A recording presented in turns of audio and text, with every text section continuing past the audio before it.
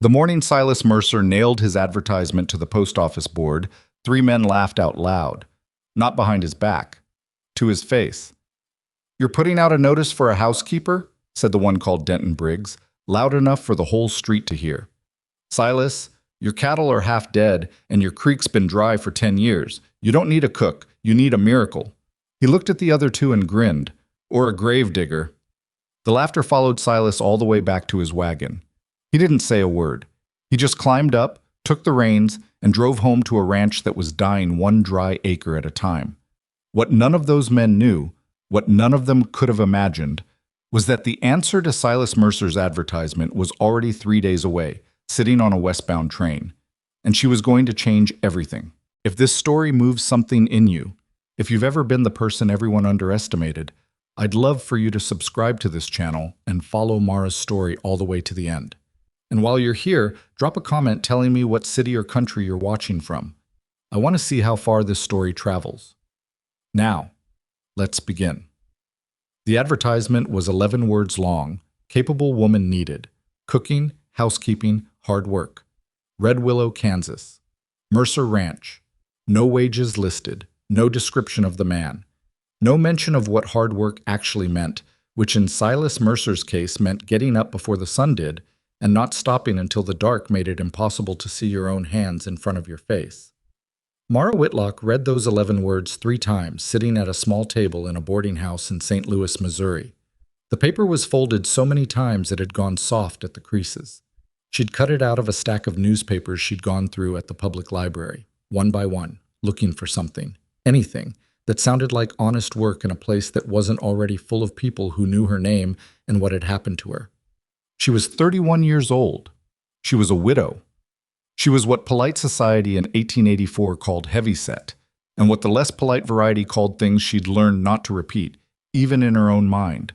Her build was large, her hands were wide and calloused, and she moved with the kind of deliberate steadiness that some people mistook for slowness until they watched her work.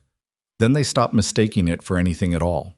She had 17 to her name in a canvas bag that held 2 dresses, a pair of work boots, a small sewing kit, a ledger book she'd used to track household accounts for 3 years, and a photograph she kept face down at the bottom of the bag because she wasn't ready to stop carrying it, but wasn't always strong enough to look at it either.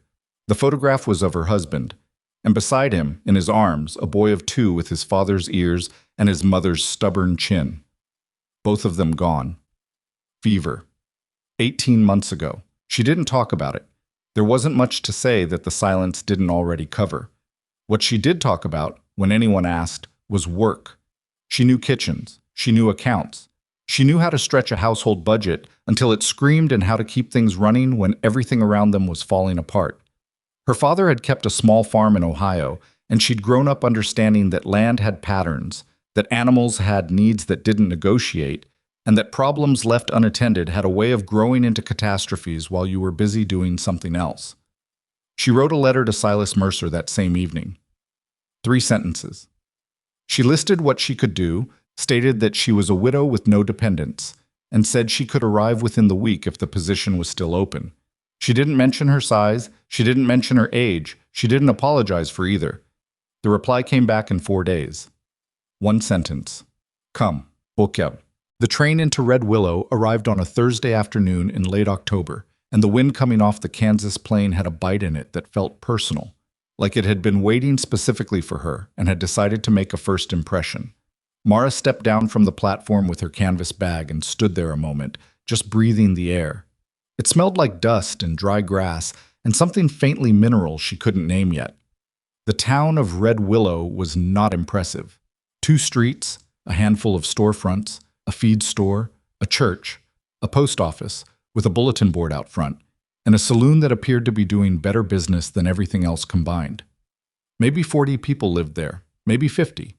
The kind of place where a stranger arriving alone in late October would be noticed within the hour and discussed before supper.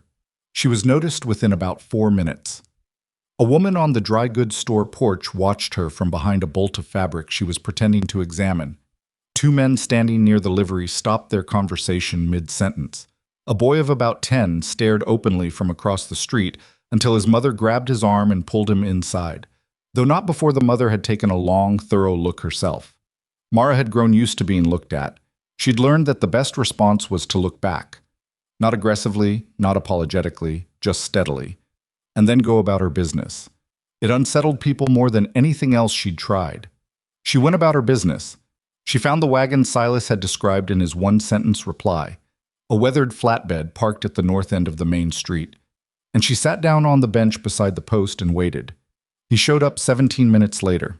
Silas Mercer was 43 years old, lean in the way that outdoor men get lean when they work too hard and eat too little, with a jaw that looked like it had been carved with a blunt instrument and then left to weather.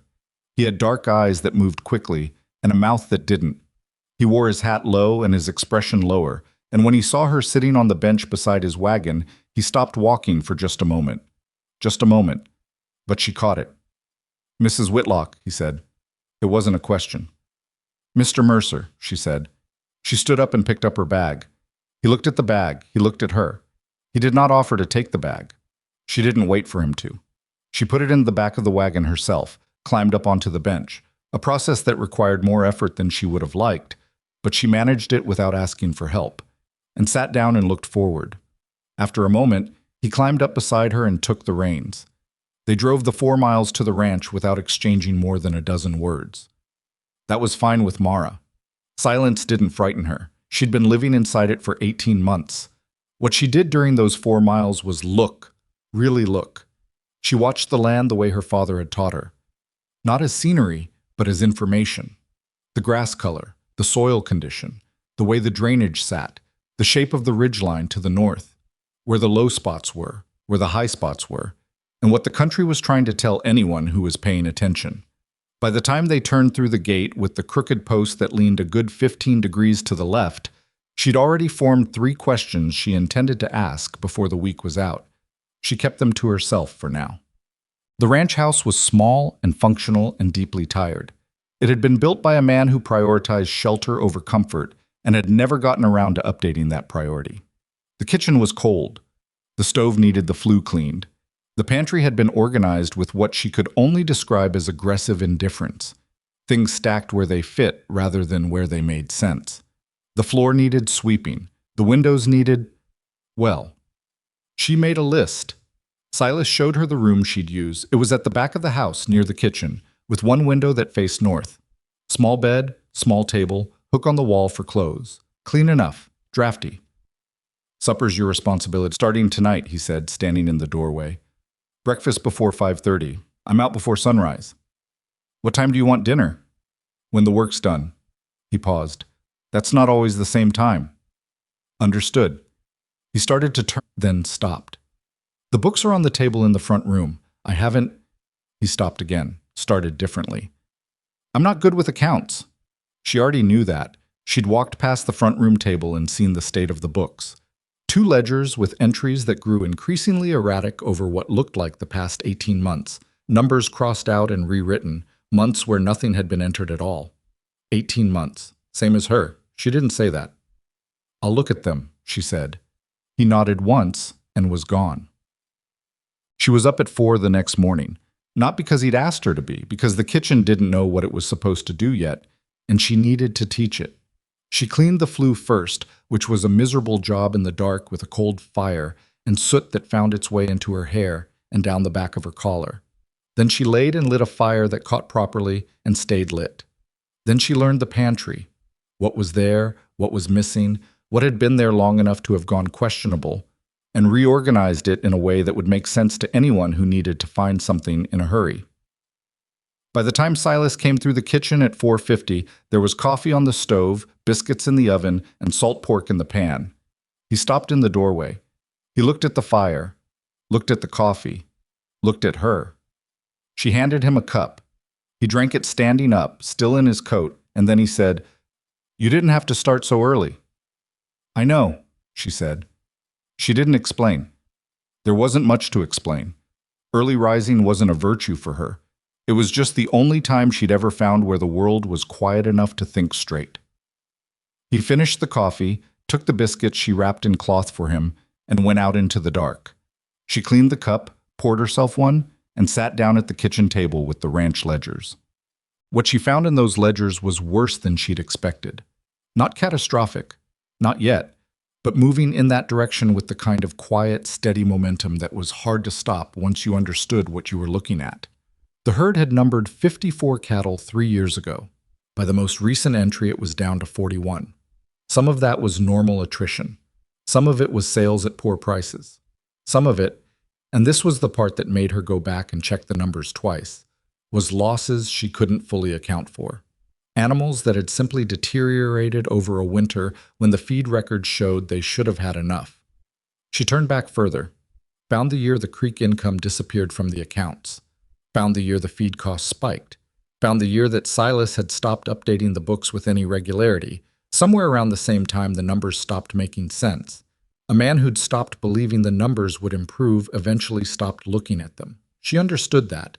She also understood that looking away didn't change what the numbers said.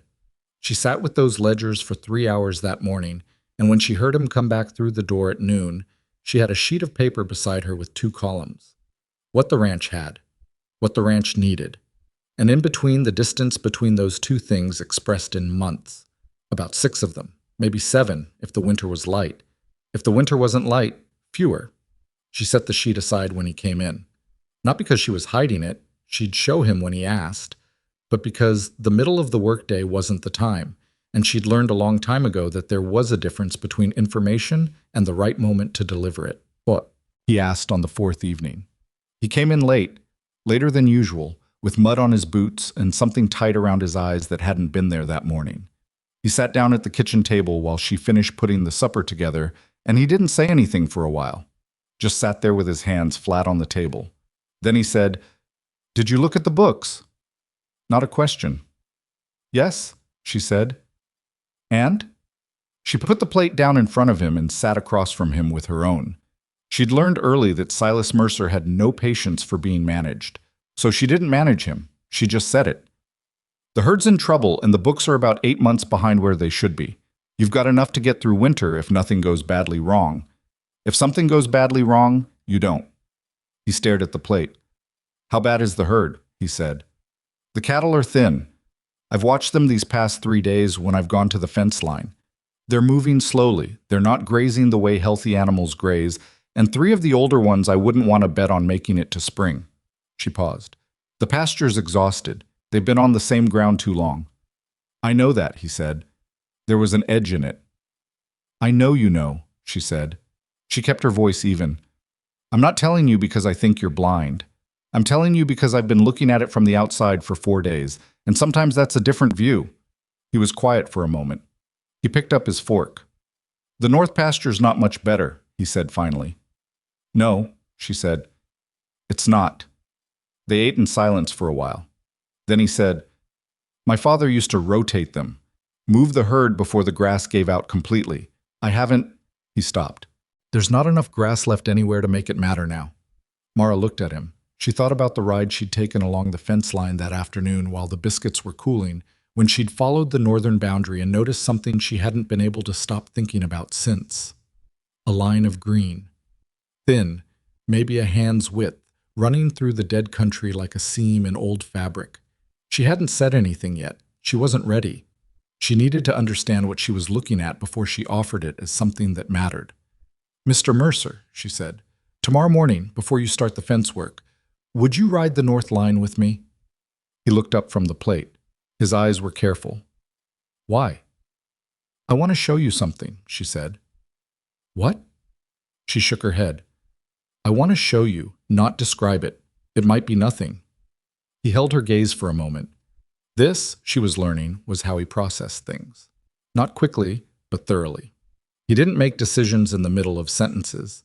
He thought, and then he moved. "All right," he said, "before sunrise." She nodded. He went back to his supper.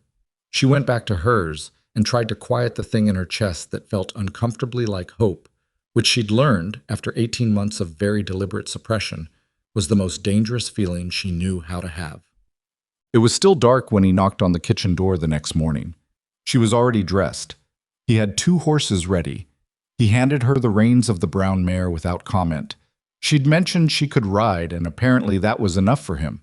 and they rode out together through the pre-dawn cold, breath clouding in front of their faces, the ground hard with the season's first real frost beneath the horses' feet. They rode north. The sky went from black to gray to the thin, pale color of old tin. The land spread around them without beauty or generosity, just flat, spare, exhausted, the kind of country that had once promised a great deal and then delivered considerably less. When they reached the northern fence line, Mara turned the mare east and rode slowly, watching the ground. There it was. She stopped the horse. The line of green grass was maybe 4 inches wide, running along a slight depression in the ground. Barely visible, the kind of thing you'd walk over 100 times without seeing. But she'd seen it, and she'd come back in the afternoon and followed it with her eyes for about 30 yards before the light gave out. "Here," she said, and nodded down at it. Silas pulled up beside her. He looked at the ground. He didn't say anything immediately. His eyes followed the line of green east, then west, then settled back on it. "That's been there a while," he said. "Water under the surface," she said. "Something's feeding that grass from below. It doesn't have any reason to be green otherwise." He was quiet. "Where does it go?" she asked. He was quiet a little longer. Then slowly he said, "East, toward the ridge." She looked at him. "And over the ridge?"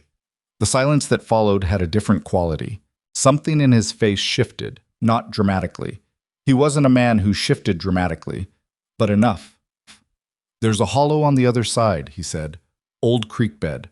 My father's land originally. 160 acres, abandoned." "Abandoned why?" He picked up the reins, put them down again. "Spring fed it," he said. "Silted up about 10 years back. Tried to clear it once. It was—" He stopped. "I was young, and it was a lot of work, and I thought we could wait until the next season." He looked at the thin green line in the dead ground. Kept waiting. Mara looked at the ridge. The ridge looked back at her. "Mr. Mercer," she said, "I'd like to see the hollow." He turned and studied her face with those careful dark eyes for a long moment. "That hollow's been dead for 10 years, he said. "Winter's 6 weeks out." "I know," she said. If I'm wrong," she said, "we'll have spent a morning riding and I'll have learned something useful about what doesn't work." She held his gaze. "But I don't think I'm wrong." The wind moved between them. Somewhere far off, one of the cattle made a sound that carried across the still morning like a statement of fact. Silas Mercer looked at the ridge one more time. "It's about a mile east," he said, and he turned his horse toward it. The hollow was everything she'd hoped for, and nothing she'd expected. It was broader than she'd imagined, sheltered by the ridge from the worst of the wind, with the remains of an old creek channel that still held its shape even after 10 years of disuse. The banks had crumbled in places. Silt and debris had accumulated in thick layers over the channel floor. Dead brush had colonized the edges. But the shape was still there. And when Mara climbed down from the mare and walked to the deepest part of the hollow, where the old spring head should have been, she crouched down and pressed her palm flat to the ground. Cold. The earth was cold in the way that earth is cold when it's near water. Not frost cold, deeper than that. The kind of cold that comes from below. She pulled off her glove, pushed her fingers into the soil at the center of the depression, and dug. 6 inches down, the dirt was dark and dense and almost sticky. 8 inches. At 10 inches, she stopped. Her fingers were wet. She looked up at Silas, who was standing a few feet away with his arms crossed and his face doing that thing where it didn't show anything. "It's still alive," she said. He looked at her wet hand. He looked at the hollow. And somewhere in the controlled geography of Silas Mercer's face, something moved. "The spring," he said. "Yes," she said. She stood up, wiped her hand on her coat, and turned to face the full shape of the hollow. The old channel, the banks, the debris. The accumulated years of neglect and drift, and a man who'd stopped believing it was worth the trouble. The winter was 6 weeks away. The cattle were thin. The book said 6 months, maybe 7. She breathed. "We can clear it," she said. He looked at her. "It's a week's worth of digging, maybe more." "I know." "Just the two of us." "I know." "In 6 weeks of winter starting." "I know, Mr. Mercer." She turned to face him directly. "I know exactly what I'm saying, And I know what happens to those cattle if nothing changes before spring. She didn't soften it. You know it too. The wind came up over the ridge and found them in the hollow and pushed against them both equally. Silas Mercer stood there for a long time. A long time. Then he bent down and picked up a handful of the dark soil near where she'd dug. He held it in his palm and looked at it. Let it fall through his fingers slowly, the way a man does when he is calculating something that has no clean number at the bottom of it. "First light tomorrow," he said. That was all. He walked back to his horse, and she walked back to hers, and they rode back toward the ranch in the early morning quiet, with the thin line of green in the dead earth running beside them the whole way. Neither of them said another word. They didn't need to. The decision had been made in the hollow, in the dark, wet earth under her fingers, in the silence of a man who picked up a handful of soil and let it go. Tomorrow, they would begin. The morning they were supposed to start, it rained. Not a gentle rain, not the kind that softens the ground and makes digging easier. A cold, driving rain that came sideways off the plain and turned the yard into ankle-deep mud before the sun had properly risen. Mara stood at the kitchen window with her coffee and watched it come down and felt something cold settle in her chest that had nothing to do with the weather. She'd been up since 3:30, not because she had to be, but because her mind had refused to stay quiet. She'd lain in the narrow bed in the back room and stared at the ceiling and gone over the hollow in her head, the shape of the old channel, the distance between the spring head and the existing pasture, the amount of material that would need to be moved, the number of days they realistically had before the first hard freeze made the ground too solid to work. She'd calculated and recalculated until the numbers stopped changing, and then she'd gotten up and made coffee and waited for the light. The light brought rain. She heard Silas come through the back door at 4:40, later than usual. He stood in the doorway and looked at the rain the way she had, and then he came in and poured himself coffee and sat down at the table without taking his coat off. "Ground'll be too soft," he said. "I know. Can't get the wagon back to the hollow in this. Wheels'll sink." "I know." He drank his coffee. She drank hers. The rain hit the window with a sound like someone throwing handfuls of gravel at the glass, steady and insistent and completely indifferent to anyone's plans. "How long does it usually last?" she asked. "This kind of rain, this time of year." He thought about it. Day. Sometimes 2. She nodded. One day she could absorb, 2 days started to matter. "Then we use today," she said. He looked at her. "For the books," she said. "I want to go through everything with you, not just the numbers, the operation. How you've been running the herd, the feed schedule, the rotation history, what you've sold and when and to whom and at what price." She set her cup down. "If we're going to make this work, I need to understand the whole picture, not just what I can see from the outside."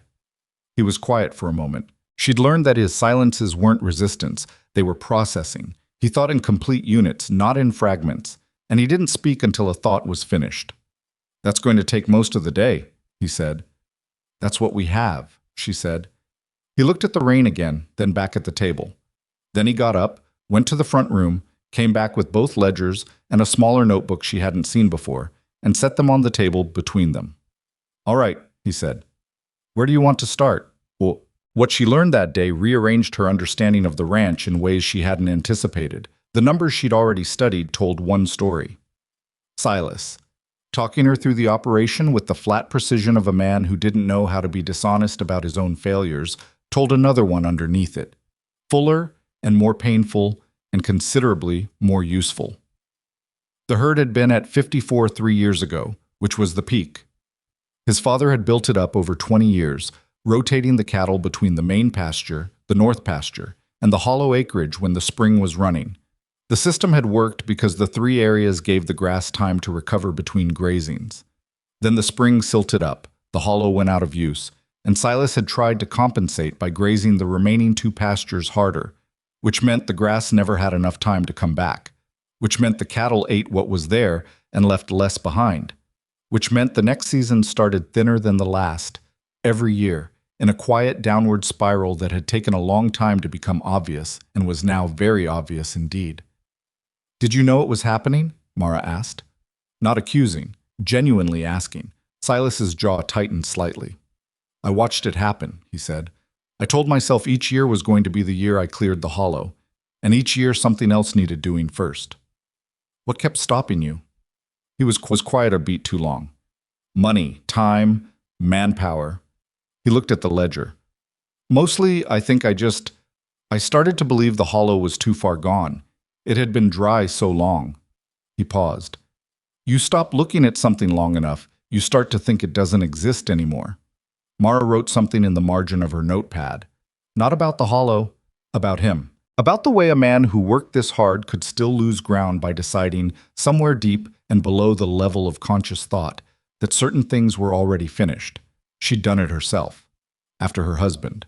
After her boy.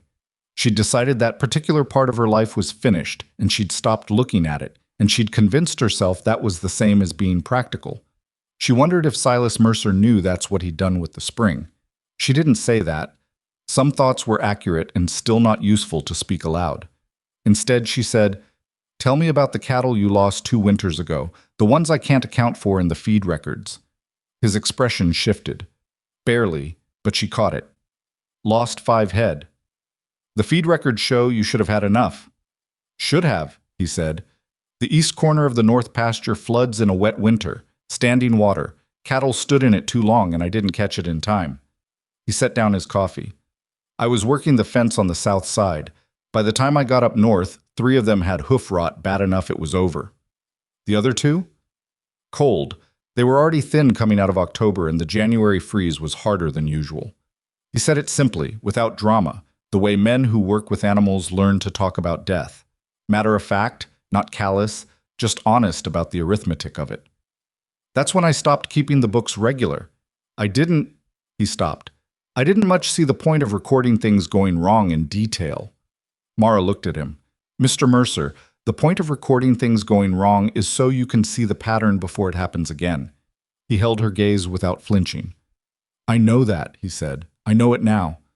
She nodded once and went back to the ledger. They worked through lunch without stopping, which meant she put bread and cold salt pork on the table between them at noon, and they ate while they talked, and neither of them made any particular comment about it.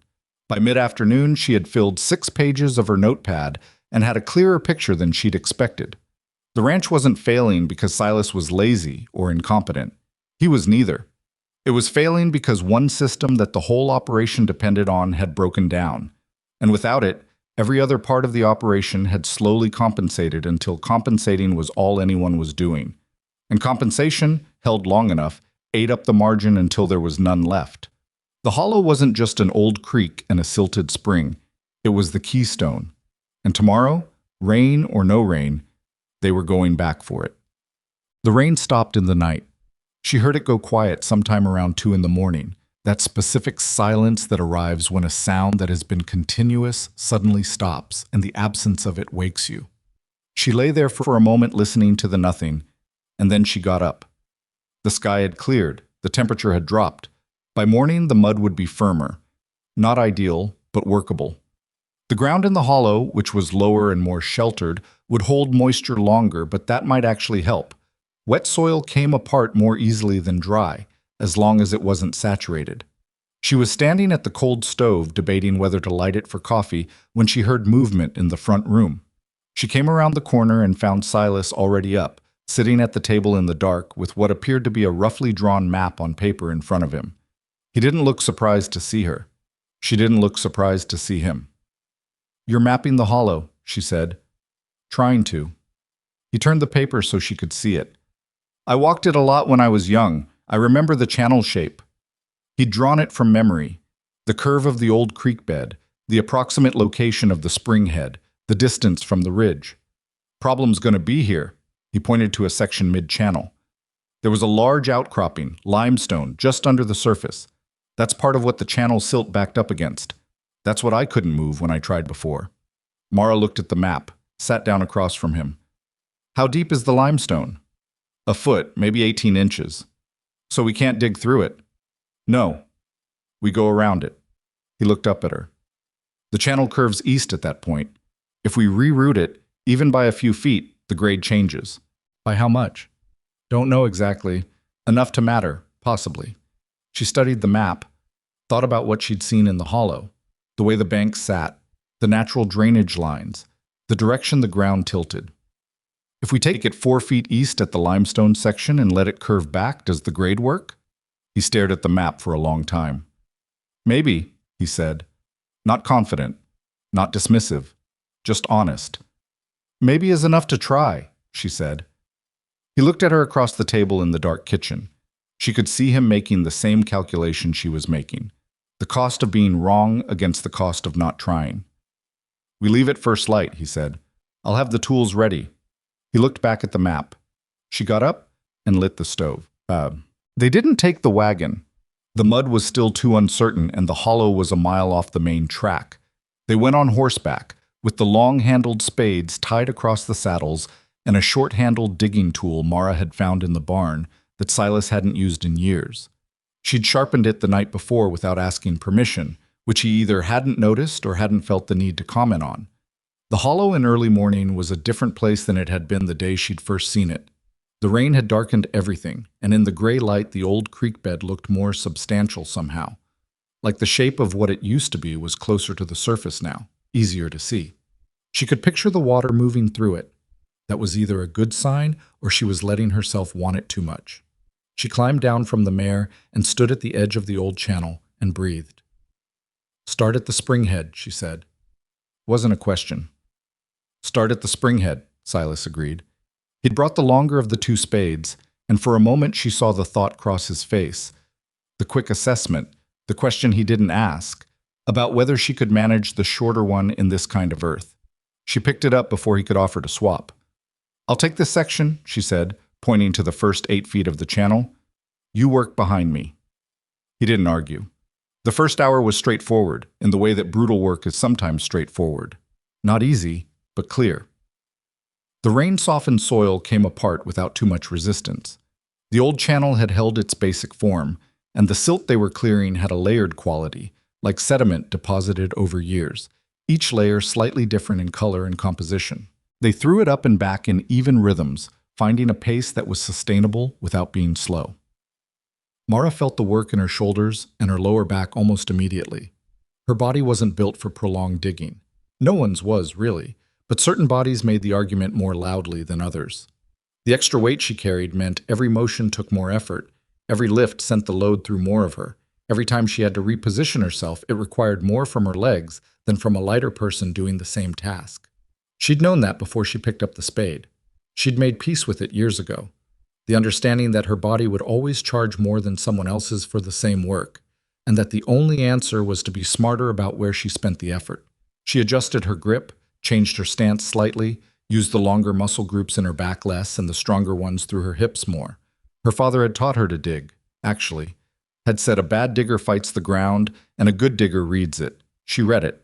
She watched how the soil wanted to break apart along its natural lines, where the density changed, where the water had left channels inside the silt that were already half open and only needed help completing the job. By mid-morning, she was keeping pace with Silas. Not the same pace, he was covering more ground. His motions were more economical in the way a man who's done physical labor all his adult life can make them, and she could see that he was managing his effort too, not simply powering through. But she was beside him in the channel and the work was moving, and that was what mattered.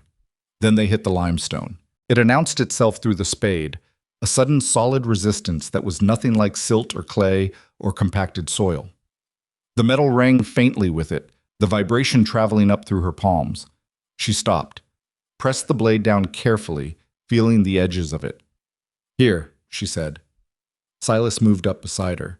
He probed with his own spade, mapping the edges of the stone by feel. He moved it east, west, then east again. His face was unreadable. Bigger than I remembered, he said. How far does it run?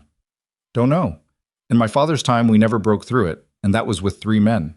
Mara looked at the stone beneath the soil. Then she looked at the map he'd drawn from memory, and she'd brought folded in her coat pocket. She pulled it out, opened it, and looked at the terrain around them.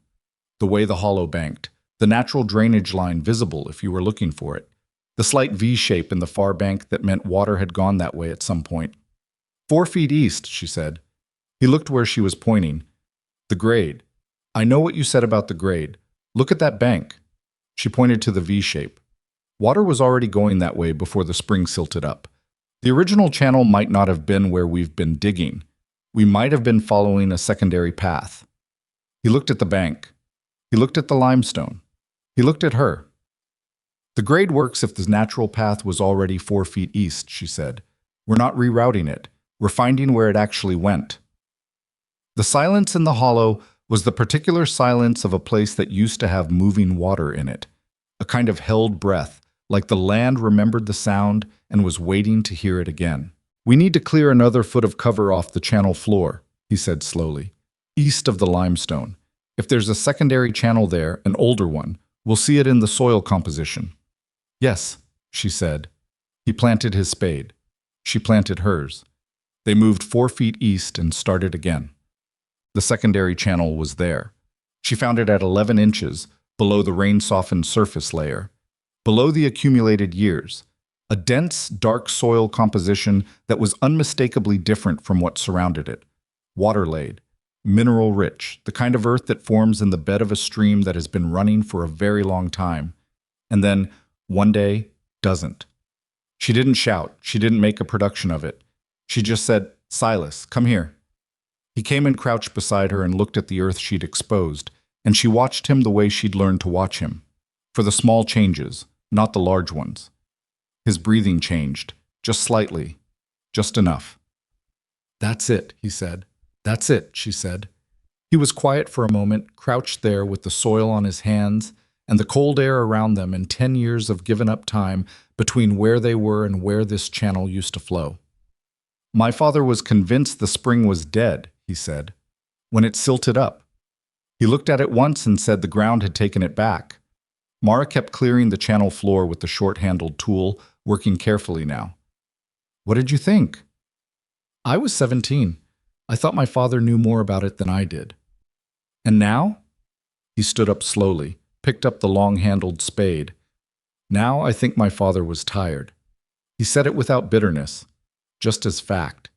The observation of a man who had gotten old enough to understand that his father had been a man, with a man's limits, and that the land didn't care about that distinction. They cleared another 3 hours of channel, working in the secondary path east of the limestone, and the soil got darker and wetter the further they went, the ground growing cold in a specific way that made Mara press her fingers into it every 20 minutes or so, checking, feeling for what was building underneath. At 2 in the afternoon, Silas's spade sank through a soft section and came back wet. He pulled it up, and they both looked at the mud on the blade. "We're close," he said. "Yes," she said. Her arms were shaking with exhaustion in a way she was trying not to show.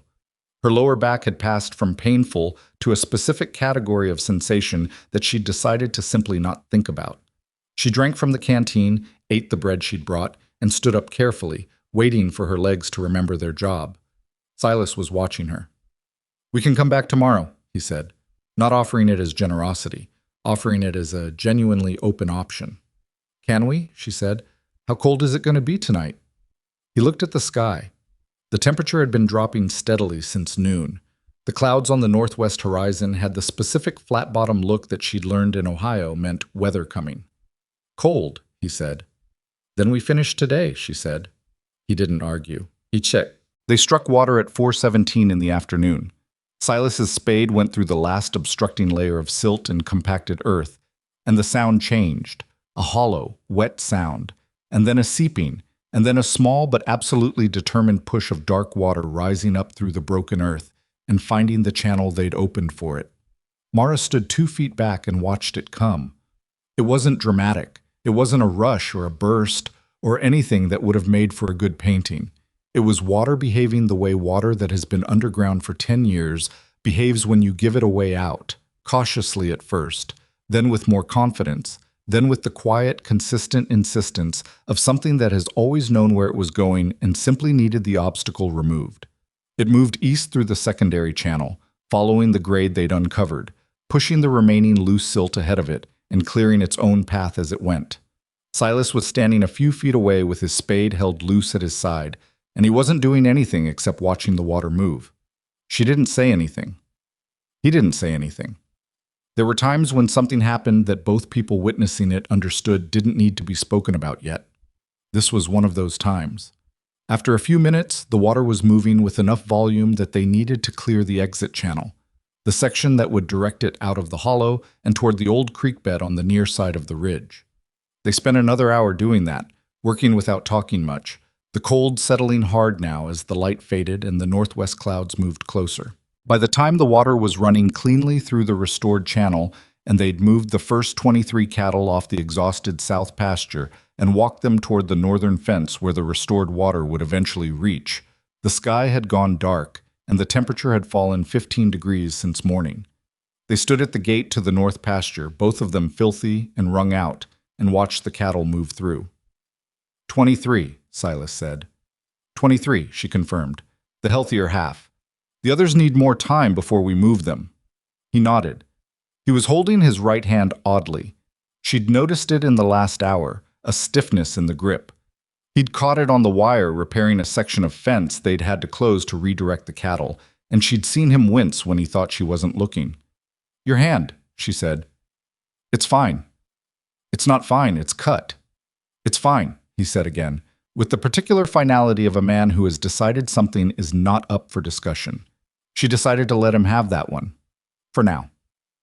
They walked back toward the ranch house in the dark, leading the horses, and the wind that came off the plain ahead of the incoming weather had grown serious, no longer the cold of an autumn evening, but something harder and more deliberate, the kind of cold that meant business.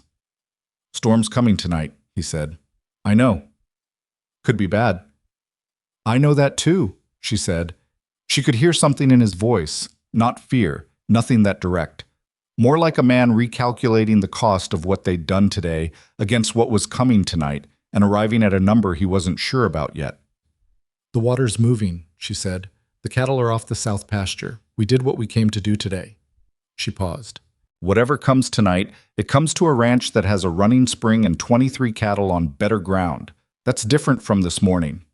He was quiet for a moment. The wind pushed at them. Yes, he said. It is.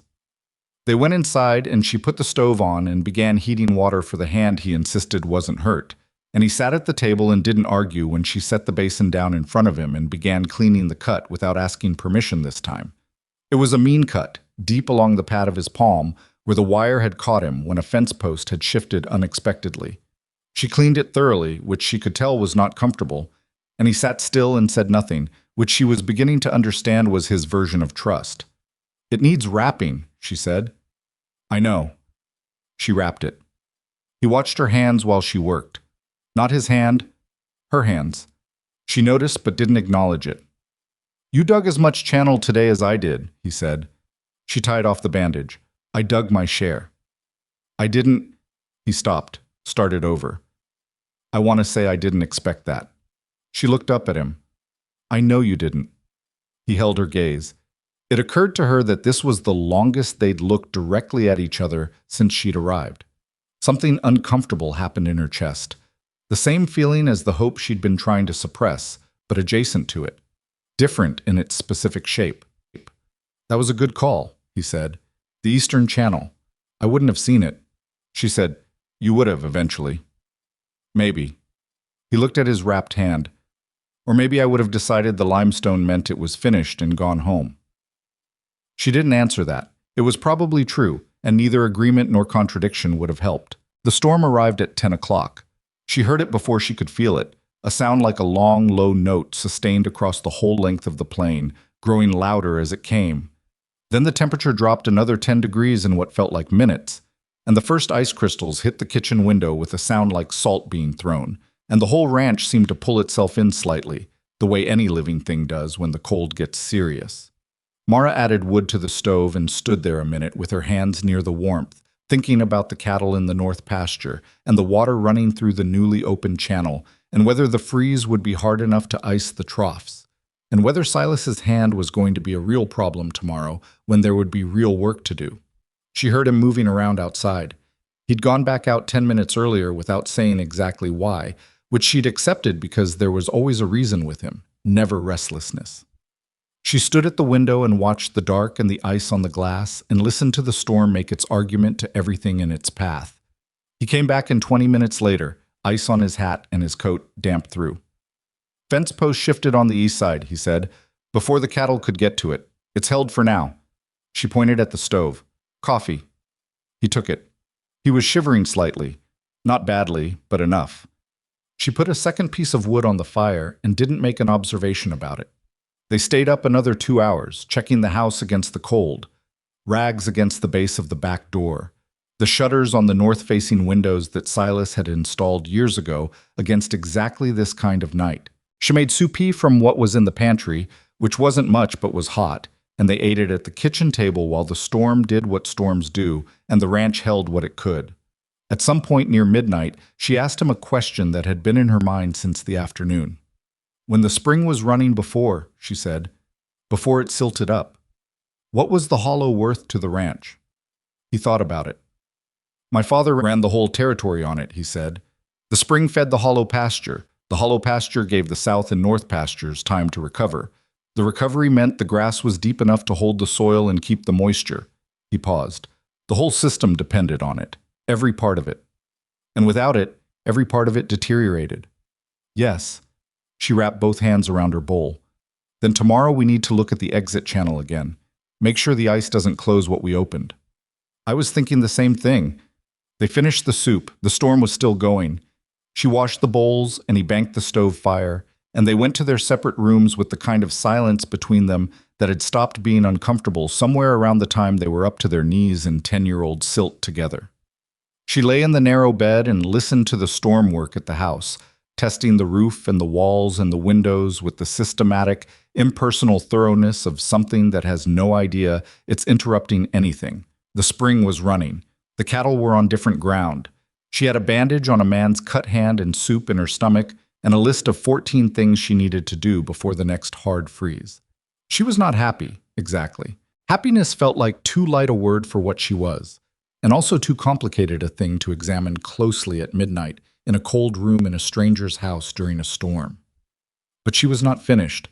For the first time in 18 months, she was genuinely, completely not finished, and that, she had learned the hard way, was not a small thing. She turned on her side and pulled the blanket up and closed her eyes, and the storm talked to itself all night around the walls of the house, and by morning, the cattle were still standing. The morning after the storm was the kind of morning that had no interest in being gentle about what it had done.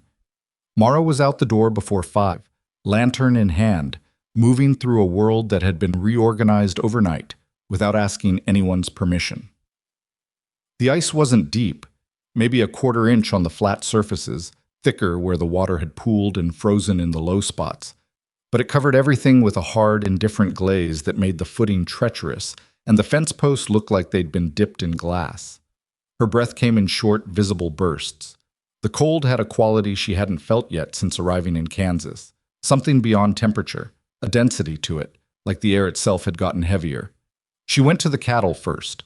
The 23 in the north pasture were standing close together near the east fence, which was either a good sign or a bad one, depending on what had driven them there.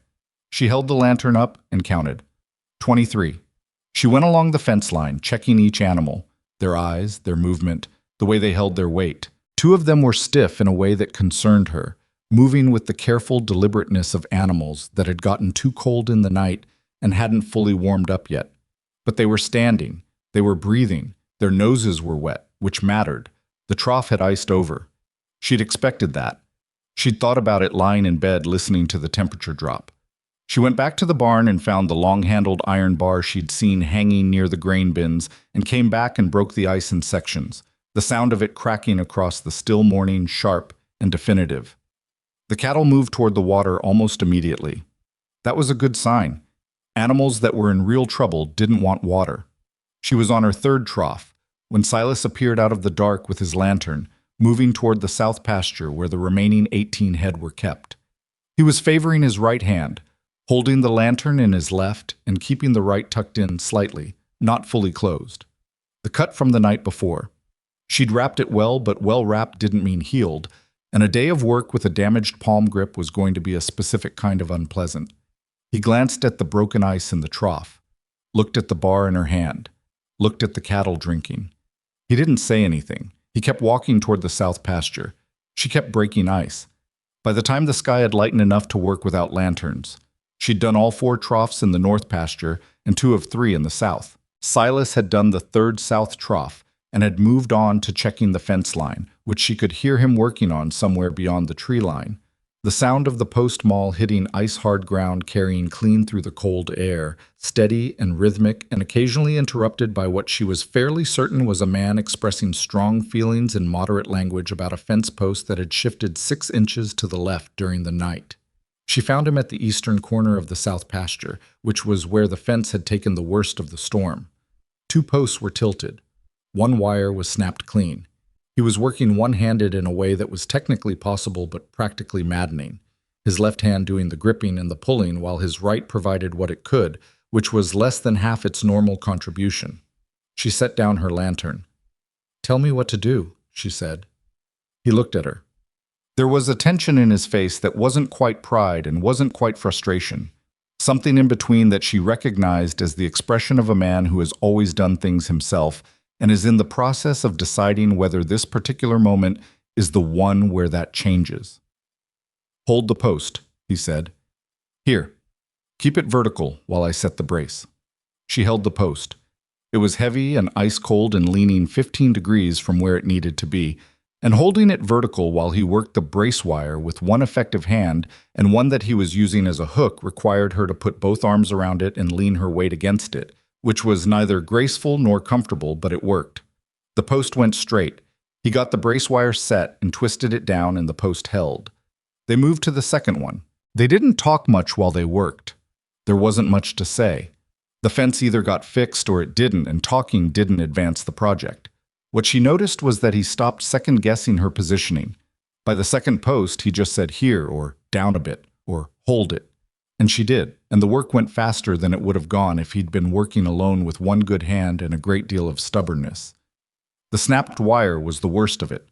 Joining wire in the cold with one damaged hand and fingers that both of them could barely feel by that point was an exercise in patience that tested her considerably, and him, she suspected, even more. But he got it. He worked the repair with the methodical focus of a man who has learned that losing his temper at a problem has never once made the problem easier, and she held the tension on both ends of the wire, and they got it joined and the line held. He tested it with his boot. It held.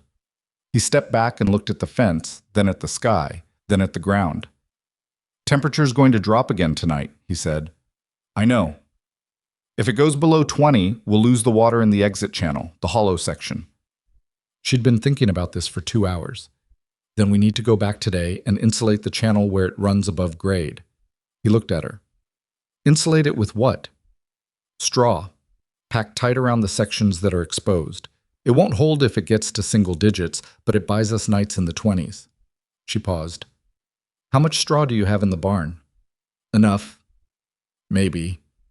He rubbed the back of his neck with his good hand. "I was going to use that straw for bedding in the cold months." "How much do you need for bedding?" "Less than what I have." "Then we have enough for the channel." He was quiet for a moment, not resisting, calculating. She'd learned the difference. "We'd need to do it today," he said, "before the afternoon wind picks up." "Yes. And we still need to check the hollow channel itself. Make sure the ice last night didn't close anything." "Yes." He looked at his wrapped hand. She could see him deciding something about it. "It's fine," he said. She didn't challenge it. "I know," she said. They were back at the hollow by 9 in the morning. The channel they'd opened the previous day had held. The water was still moving, slower than yesterday, a little thickened by the cold, but moving. In 2 places where the channel ran through shallow ground, ice had formed a skin over the top, but the water was still flowing underneath it, visible through the thin translucent cover, dark and determined.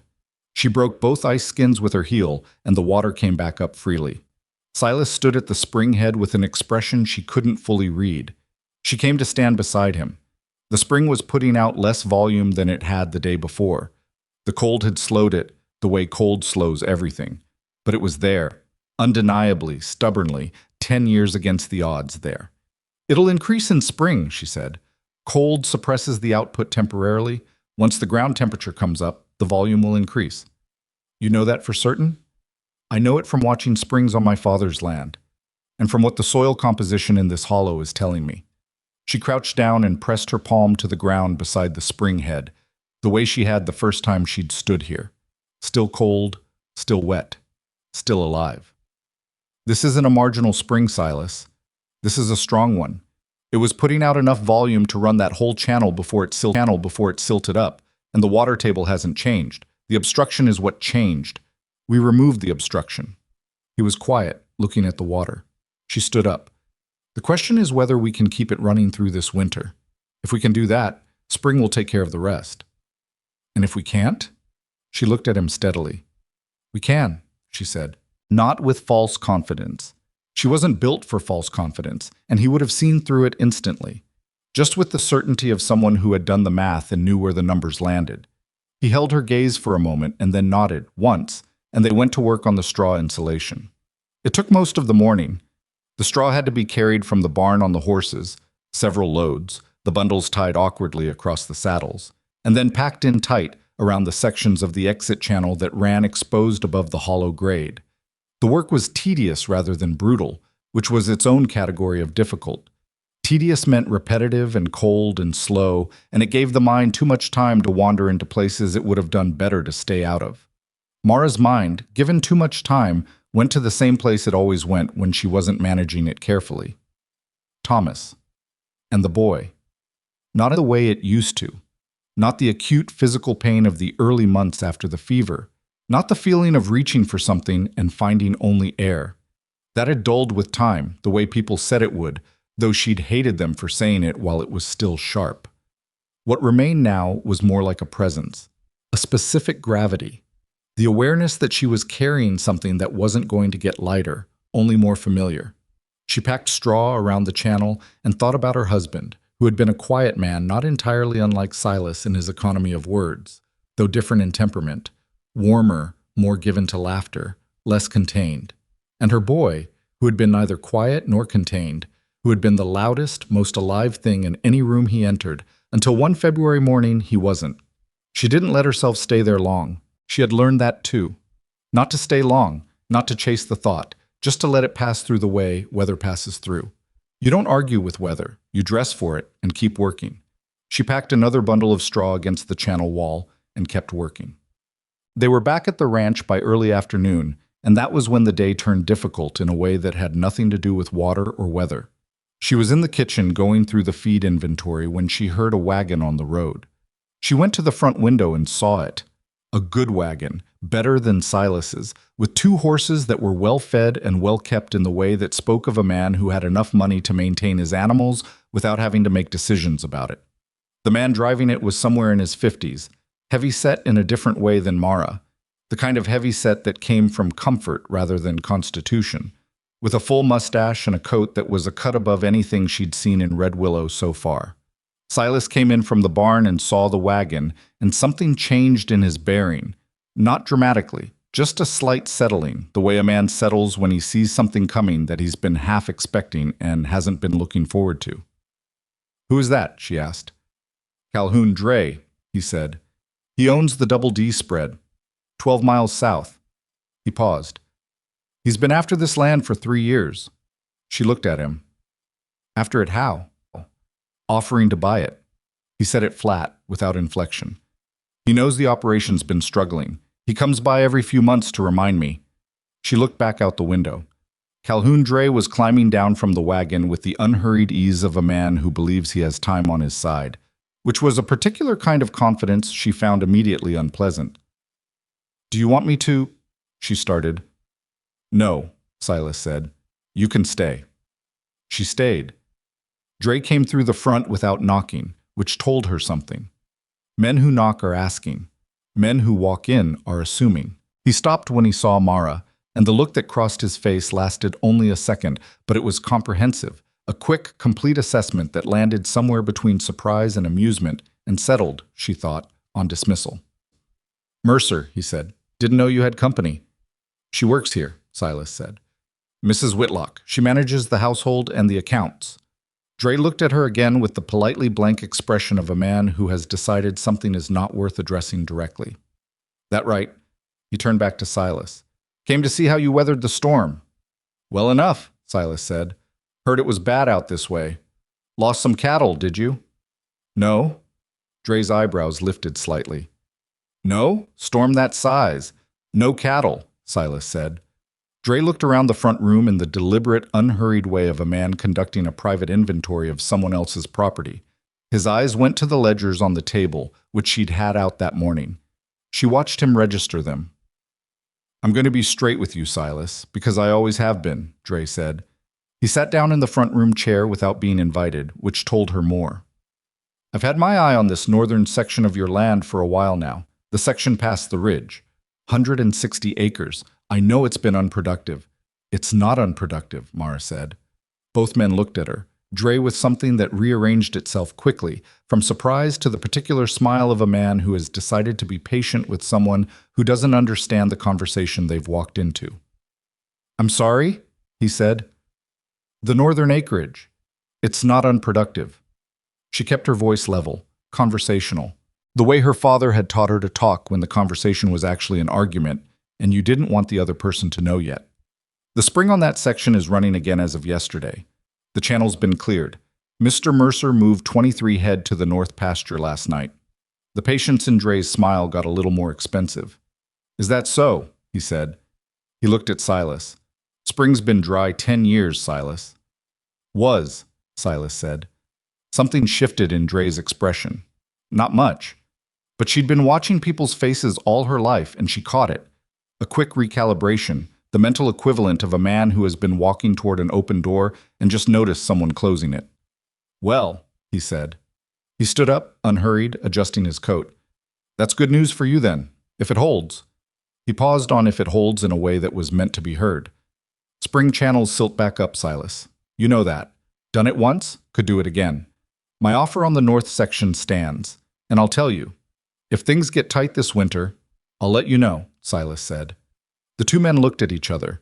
It was not an unfriendly look exactly, but there was a long history in it that Mara was only seeing the surface of. Years of Dre showing up at intervals to press on a weak point, and years of Silas holding the weak point closed, and the slow, patient confidence of a man like Dre who understood that time and debt did most of the work for him if he just kept appearing. Dre looked at Mara one more time before he left. Mrs. Whitlock, he said. A nod, polite, careful. Mr. Dre, she said. He left. They heard the wagon go. Silas stood in this front room for a moment after the sound faded, and she watched him. Does he come often? She asked. Often enough. He sat down, picked up one of the ledgers without opening it. He bought the Halloran place 3 years ago when Halloran couldn't make it through a second bad winter. Bought the Pierce claim last year. He set the ledger down. He's patient. I noticed. The spring worries him. He said it without satisfaction, just as observation. Good, she said. It should. He looked at her. Something in his expression that was almost, not quite, a smile. More like the shadow of one passing through a face that wasn't entirely accustomed to the expression but hadn't forgotten what it felt like. She went back to the kitchen and the feed inventory and didn't say anything else about Calhoun Dre, but she thought about him for the rest of the afternoon. About men who waited for other people's failures with the comfortable patience of someone who had enough margin to outlast almost anything. About the difference between that kind of patience and the kind she was trying to build here. The kind that worked, that cleared channels and broke ice, and got up at 4 in the morning because the alternative was giving a man like Dre exactly what he was counting on. 3 days after the storm, Silas came in from the north pasture with mud on his boots and a look on his face that she hadn't seen before. She was at the stove. She turned around. Talk, she said. 2 of the older cows, he said. He sat down at the table. The ones you flagged the first week. They're not. He stopped. One of them's not going to make it. The other one I'm not certain about. She'd known it was possible. She'd flagged those 2 specifically because they were moving wrong, eating wrong, holding their weight wrong. The storm had stressed them in ways that animals with more reserve could have absorbed. These 2 didn't have enough reserve. The second one, she said, what's her condition exactly? He described it. She listened carefully, asking 3 or 4 specific questions about the animal's stance, its eating behavior that morning, its nose, its eyes. He answered all of them with the precise observation of a man who knew his animals well enough to report accurately even when the report was bad. "She's got a chance," Mara said. "Separate her from the main group, closer to the barn. Supplemental feed. The good hay, not the field stock. Twice a day, not once." She paused. "And check her every 3 hours if you can manage it." "Every 3 hours," he said. He wasn't questioning it, working out the schedule. "I'll take the night checks," she said. He looked at her. "I sleep light," she said, which was true. It had been true since the fever. Her body had learned to stay at the surface, some part of her always half awake, listening for something that never came anymore, but that she couldn't convince her nervous system to stop expecting. He was quiet a moment. "All right," he said. That night she got up at 11, and again at 2, and again at 4:30, and went out in the dark with the lantern to check the separated cow, and the animal was alive each time. Not improving, but present, which was something. She stood with the lantern in the cold of the barn and watched the cow breathe and felt the specific exhaustion of someone doing the essential, invisible work that doesn't appear in any record and doesn't get acknowledged in any accounting, but that is the difference between things surviving and things not surviving. The cow lived. By the end of that week, she was eating on her own. By the following week, she'd rejoined the main group. It was not a dramatic recovery. She would always be one of the weaker animals in the herd. She would always need watching in the cold months. But she was there, and she was upright, and the calf she was carrying made it to spring. Mara did not mention the night checks to Silas. He knew she was doing them. She knew he knew. Neither of them talked about it. That was fine. That was actually, she was beginning to understand, one of the things that worked about the two of them. The things they didn't need to say. The first real crisis came in late November, and it came fast, the way the worst problems always do. Without warning, without the courtesy of arriving during the daylight hours when a person's defenses are properly organized. She was asleep. Actually asleep. Not the surface-level half-sleep she'd been living in for the past months. Actually down in the dark, genuinely resting for the first time in longer than she could accurately measure. The sound was wrong. She was awake before she knew why.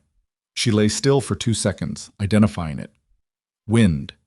But wrong-pitched wind, not the regular push and fall of the Kansas plain wind she'd gotten used to, but something higher and more erratic, with a quality that the farm girl in her recognized before the 31-year-old widow had finished waking up. Blizzard. Not a cold storm like the first one. A real blizzard. The kind that could drop a foot of snow in 4 hours and freeze anything that was wet and exposed and not moving. She was dressed and out the door in 6 minutes. The world was white and roaring. The wind was coming from the northwest with enough force that she had to lean into it to move, and the snow was dry and fine and horizontal, more like thrown sand than anything she'd describe as snowflakes. She couldn't see the barn from the house. She put her head down and moved toward where the barn should be and found it by running her hand along the corral fence. Silas was already inside. He had both lanterns going, and he was moving through the cattle with that quick, efficient motion she'd come to recognize as his version of controlled urgency. Checking animals, checking the structure of the barn, checking the gaps where the wind was finding its way through the old boards. "North wall," he said when he saw her. "There's a split in the second board from the top. Wind's coming through at the calves." She found the split. It was a handspan wide, and through it the blizzard was pushing with enough force to chill the immediate area around it by 10 degrees at least. She looked around for something to block it, found a folded grain sack and a piece of old canvas. Got them jammed into the gap. Not well, not cleanly, the fit was rough, and she had to hold it in place while Silas drove a nail through one edge to keep it up, which he did one-handed in the near dark while she held the canvas against the board. The wind dropped by half on that wall. They went around the rest of the barn the same way, finding the gaps, addressing them with whatever was to hand. Old cloth, leather scraps, loose straw packed into corners. It was the kind of work that felt chaotic, but wasn't. If you stayed methodical about it and didn't let the noise of the storm inside your head make you move faster than the problem required. The cattle were restless, not panicking. These were range animals. They'd been through bad weather, but aware, moving, crowding together in ways that could turn into trouble if the crowding got too tight and the weaker animals got pushed to the edges near the cold walls. "We need to move the calves," Mara said. "Inner stalls." "That's 4 animals." Yes. Inner stalls haven't been used in Silas. She looked at him directly. Are the inner stalls structurally sound? Yes. Then we move the calves. They moved the calves. It took 40 minutes in conditions that were making the barn a considerably less pleasant place than its outside suggested. The calves did not want to be moved, in the specific way that young animals do not want to be moved. Not aggressively, but with the boneless, passive resistance of creatures that turn limp when handled. She got one calf relocated and Silas got two, and the fourth went willingly once the others were settled, which she'd been counting on because that was how young herd animals always worked. Once enough of them had decided something was acceptable, the last one fell in line. They got back to the house at 1 in the morning. She made coffee without discussing it. He stood by the stove and thawed out his hands, and she poured 2 cups and they sat at the table while the blizzard delivered its full argument to every surface of the house simultaneously. The exit channel, she said. I know. If the temperature's dropping this fast, I know, he said again. We'll check it at first light. If the water's iced solid, we'll have to... He stopped. We'll have to clear it, she said, before the ice gets deep. He nodded. He was looking at the table. She could see the calculation behind his eyes, the weight of everything that needed to be done simultaneously against the finite amount of 2 people who needed to sleep at some point. The straw insulation will have helped, she said. It won't have stopped everything, but it will have slowed the ice. We have a window in the morning. If the storm lets up. They drank their coffee. The house made specific sounds in the blizzard, small protests, the creak of boards accommodating wind pressure, the faint whistle at a window join that she'd patched 2 weeks ago and was going to need to repatch. The Halloran place, she said. You mentioned Dre bought it. What happened to Halloran? Silas looked up from his cup. Second bad winter, he said. Same as I told you. He made it through one and thought he could handle another. Couldn't. Lost 14 head in the second January freeze. He paused. He had a family. Wife, 3 children. He sold to Dre for 1/3 of what the land was worth because he had no other option left. She thought about that. Where did they go? East. I heard Iowa. He turned the coffee cup in his hands. He was a decent man. Not careless. Just, the margin was too thin, and the second winter found it. She sat with that a moment. The margin too thin. She'd been watching that specific thing for weeks. The distance between what the ranch had and what it needed. The slow compression of that distance by drought and failing grass and a decade without a working spring. She'd been working to push that margin wider. The restored spring, the cattle rotation, the insulated channel, the ledger work. Every piece of it was about margin. About buying enough space between what they had and disaster that a bad winter or a sick animal or a snapped fence wire wasn't the thing that ended everything. We're not Halloran, she said. He looked at her. Not because we're luckier, she said. Because the spring is running and the cattle are on rotated ground and the books are current and we know exactly where we are. She paused. We have margin he didn't have, not a lot, but enough. He held her gaze for a long moment with those careful dark eyes. You're sure of that, he said. I'm sure enough to say it out loud, she said, which for me is the same thing. Something in his face that she was starting to be able to read. A settling, a slight easing of the jaw, the particular quality of a man who has been carrying something alone for a long time and has just allowed someone else to put a hand under the other end of it. Not relief, exactly. Something more complicated than relief. Something that had relief in it, but also the discomfort of realizing that sharing the weight was possible and wondering why it had taken so long. He looked back at his coffee. The straw insulation was a good call, he said. She recognized this for what it was. Not deflection, not a change of subject. It was Silas Mercer saying thank you in the language available to him, which was the acknowledgement of a specific practical decision rather than the thing the practical decision represented. I know, she said. He almost smiled. Not quite, but almost. The storm kept on. They sat with it. And in the morning, before the light was fully up, they were both out the door again. Her with the iron bar for the troughs and him with the long-handled spade for the channel. And the world was white and still in the particular exhausted quiet that follows a blizzard, as though the weather itself had spent everything it had and needed a moment before it decided what to do next. The exit channel at the hollow had iced at one section, a stretch of about 8 feet where the straw hadn't been packed quite deep enough, and the temperature had won. But only 8 feet. The water below it was still moving. She could hear it. Silas broke the ice with the spade while she kept tension on the straw around the newly exposed section, packing it tighter, and the water came up through the break in the ice, moving steadily. Colder than yesterday, slower, but moving. He stood up and looked at it. She stood up and looked at it. "Still running," she said. "Still running," he said. The sun was coming up behind them, throwing long, thin shadows out across the snow, and the light hit the moving water in the channel at an angle that made it look, for a moment, like something had been lit from underneath. A trick of winter light and relief, and two people standing in the cold, looking at water that had no business still being there, and was there anyway. She didn't say anything about how it looked. Neither did he.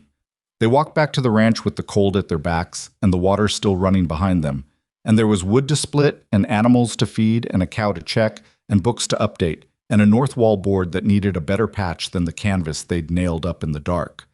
There was, in other words, an enormous amount of work still ahead. Mara pulled her coat tighter and kept walking and did not think about how much she wanted a second cup of coffee, because the animals came first and the work came first, and the spring was still running, and that, in a winter that had done its level best to dismantle everything they'd built in the last 3 weeks, was, for now, everything. January came in without apology.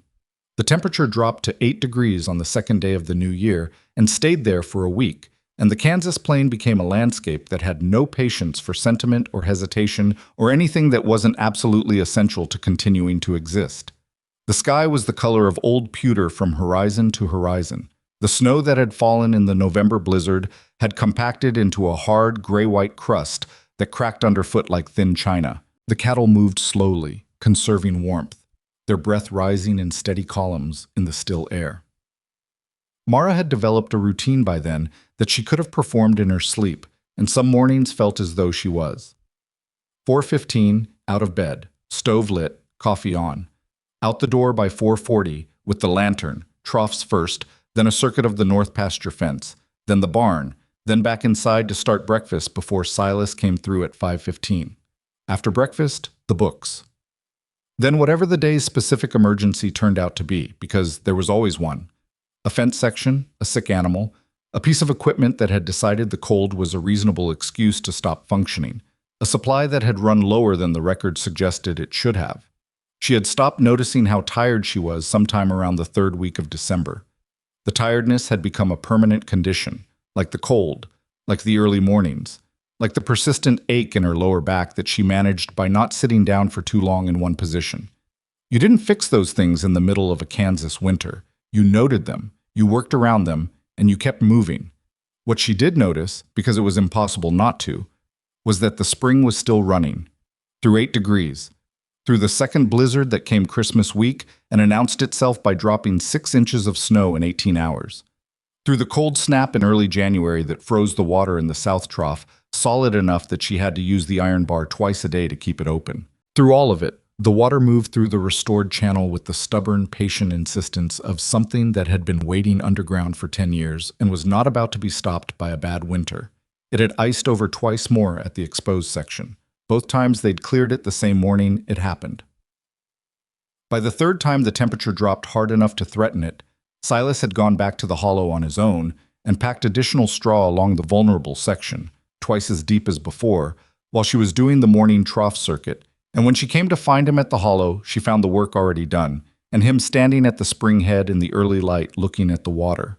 She stood beside him. Neither of them said anything. There wasn't much to say that the water wasn't already saying for itself. It was in the 3rd week of January that Calhoun Dray came back. He didn't come by wagon this time. He rode, which meant he'd come specifically rather than passing through, and he came on a Tuesday morning when the temperature had come up enough to make riding tolerable. Mara saw him from the kitchen window and set down the ledger she was working on and stood up. Silas was in the barn.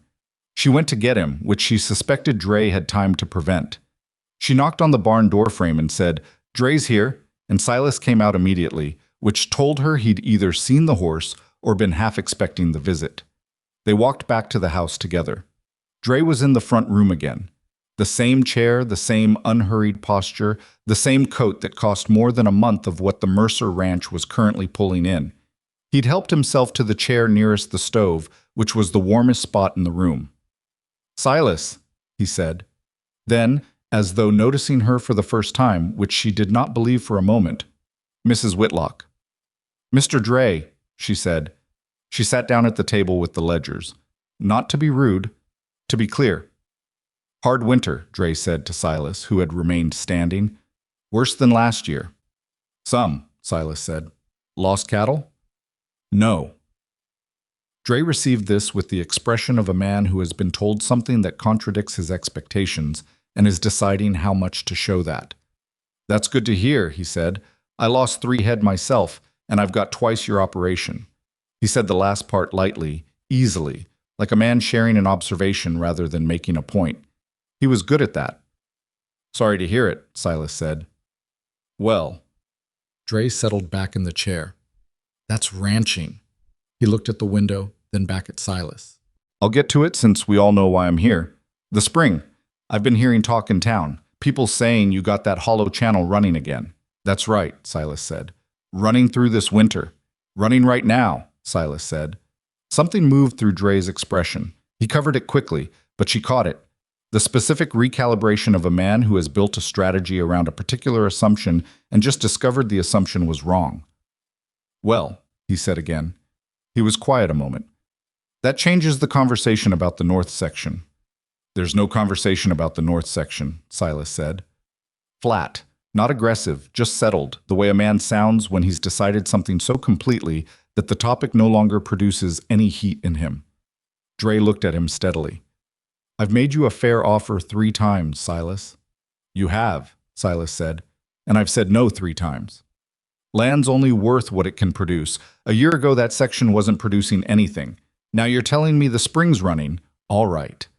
But a spring in January is different from a spring in July. You get through this winter, you get through calving season, you get a strong summer. Then we'll see what the section's worth." He paused, and his tone shifted just slightly, taking on the particular gentleness of a man who is about to say something he wants to sound like concern. "I'm just saying, Silas, the offer won't stay the same if the land proves up. Right now it's favorable. You've had a hard few years. I know what the books look like for a ranch in your position." He did not look at Mara when he said this, which meant he'd thought about looking at her and decided not to. "You don't know what our books look like," Mara said. Dre did look at her then. The gentleness stayed in place, but something underneath it sharpened. "Ma'am, I've been in this territory long enough to know what a struggling cattle operation looks like from the outside." "That's different from knowing what the books say," she said. She kept her voice even.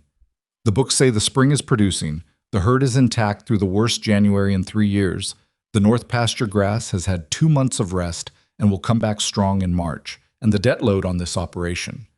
She glanced down at the ledger. Not for information, she knew the numbers cold, but to make the point that she was working from specific figures rather than general impressions. "Is serviceable, not comfortable. Serviceable." The room was quiet for a moment. Dre studied her the way a man studies something he has reassessed upward without wanting to admit it. Then he looked at Silas. "You've got someone who knows what she's doing," he said. It was almost a compliment. Almost. "Yes," Silas said. "I do." Dre stood up. He put on his hat. He went through the same process of departure, unhurried, composed, but something had shifted in the quality of it. He was still patient. It was just less certain. "Offer stands," he said at the door. "When the spring dries up, and these things do dry up, Silas, you know that, you let me know." He left. The sound of his horse going down the road faded out over a long minute. Silas stood in the front room looking at the door. "He'll come back," he said. "I know," she said. "Every time there's a problem. Every time something goes wrong." "Then nothing can go wrong," she said. She picked up the ledger and found her place and went back to work. "Or nothing that he finds out about before we've fixed it." He looked at her for a moment. Then he went back to the barn. She sat with the numbers and thought about what Dre had said. These things do dry up. And the cold, precise fear that came with it. Not because she thought he was right, but because she knew he was pointing at a real thing. The spring was strong, but strength in January was not the same as permanence, and she'd promised Silas enough to keep him working and fighting and believing, and if the spring failed, that promise would sit between them differently than it sat now. She turned to the page where she'd been tracking the spring output, the numbers she'd been estimating based on the water level and channel width and flow rate. The numbers were good.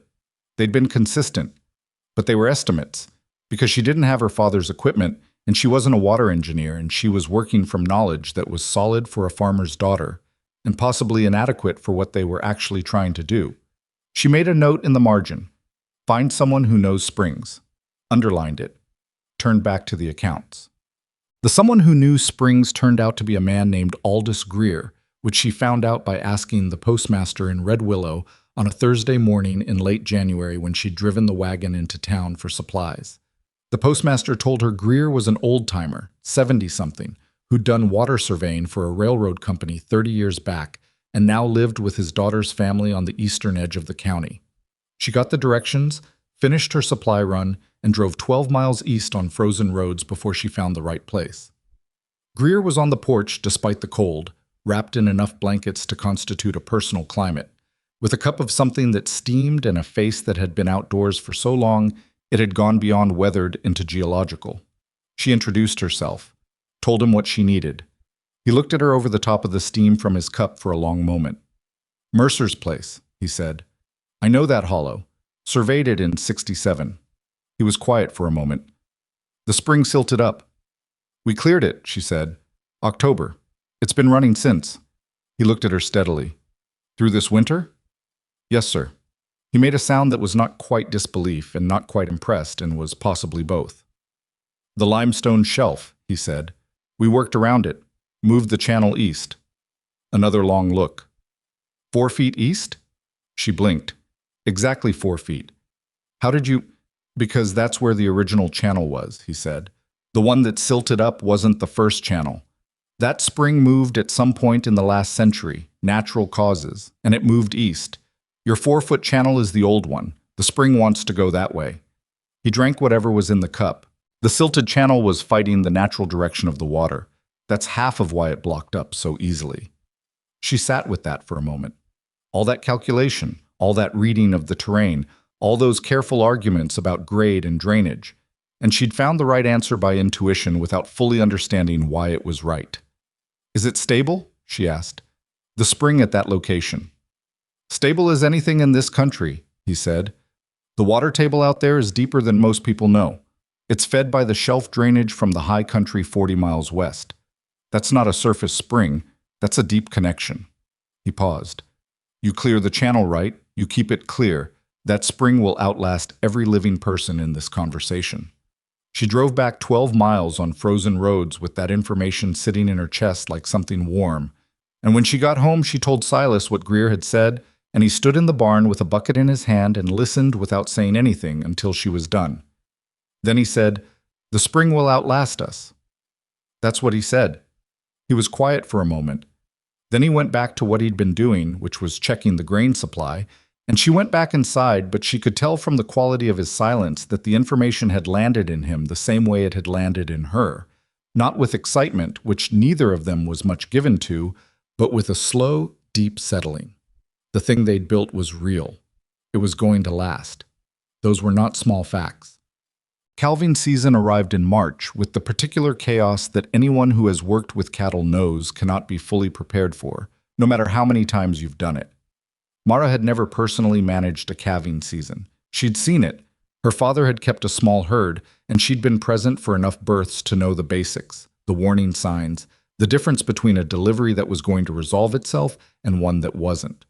But there is a difference between having seen a thing and being responsible for it, and the first night of calving season made that difference very clear, very fast. She was checking the herd at 11 at night. The night checks had become her territory now, something she'd absorbed into her routine without formally discussing it, when she found the first cow in labor. She knew immediately from the way the animal was positioned and moving that it was not going to be straightforward. She went for Silas. She knocked on his bedroom door and said, "First one's down and she's in trouble," and heard him moving before the sentence was finished. They were in the south pasture 20 minutes later with both lanterns and a length of rope, and a cold that did not care one way or the other what was happening and was going to be exactly as cold regardless. The calf was positioned wrong, not impossibly wrong. Silas had his hands on the animal within 2 minutes, and she watched his face as he assessed, and the relief she felt when she saw his expression shift from concern to focus rather than from concern to something worse was considerable. "I can turn it," he said. "Hold her head." She held the cow's head. The animal was in pain and frightened and not interested in cooperating, and Mara put her weight against the animal's neck and talked to her. Not words that meant anything, just a low, steady sound.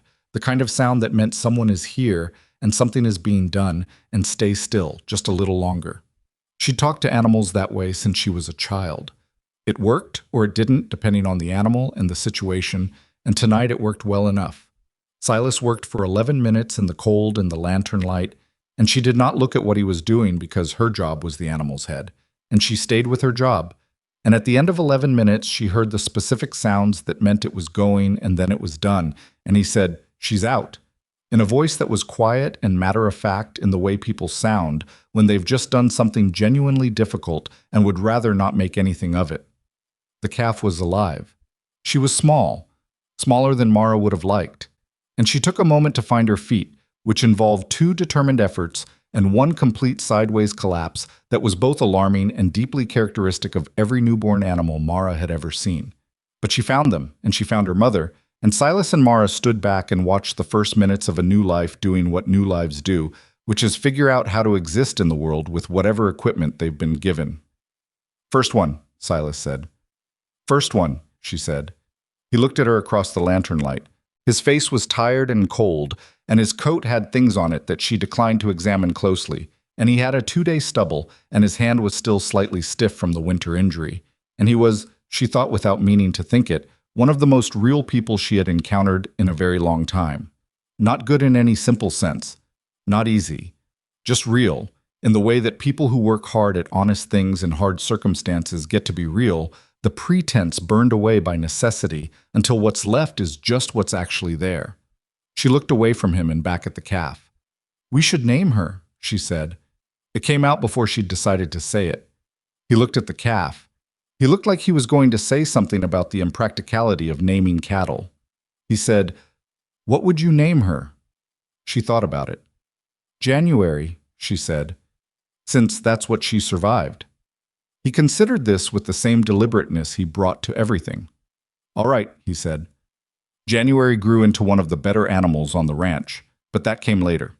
That night she was just a small, damp, determined creature finding her footing in lantern light, while 2 tired people stood watch in the cold, and that was already enough.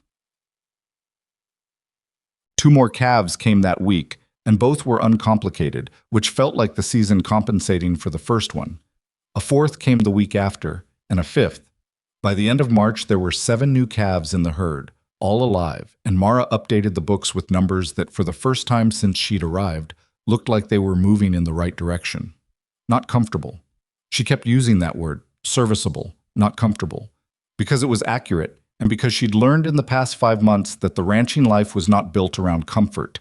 It was built around not quite enough gradually becoming adequate, and adequate gradually becoming if you were very careful and worked very hard and didn't let Calhoun Dre buy your best land out from under you. Something like stable. Stable was what they were reaching for. Stable was, she'd decided, underrated. It was in early April, when the snow was pulling back from the lower ground and the first tentative grass was showing through the mud in the north pasture, that she drove into Red Willow for the week's supplies and found 3 women from the town having a conversation outside the dry goods store that stopped when she came around the corner of the building. She'd grown used to this. The town's assessment of her had been made in the first week and had not, as far as she could tell, substantially updated itself. She was the large widow from out of state who kept the Mercer house. That was the extent of it for most people in Red Willow, and she had found that the most efficient response was to let it be the extent of it and concentrate on the things that actually mattered. What she hadn't expected was the content of what she walked into. The 3 women started talking again when she reached them, the polite resumption that is itself a signal. And the youngest one, a woman named Clara Buell, whose husband ran the feed store, said, "Mrs. Whitlock, we were just saying, we heard the Mercer spring is really running." "It is," Mara said. She was going into the store. She stopped. Through all that winter, Claire said. There was something in her voice that Mara was parsing. Not hostility, not the usual careful distance. Something more like genuine, slightly reluctant interest. Through all of it, Mara said.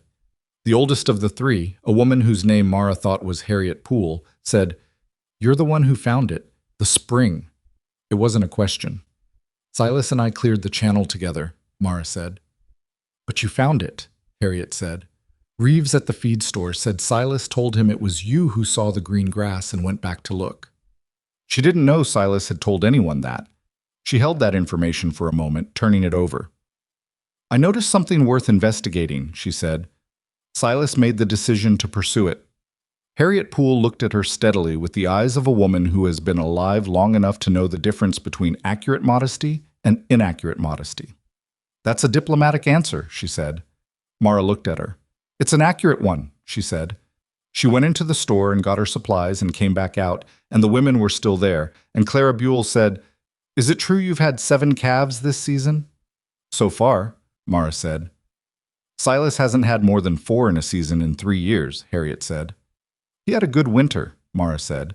"The herd was in better condition going into calving than it's been."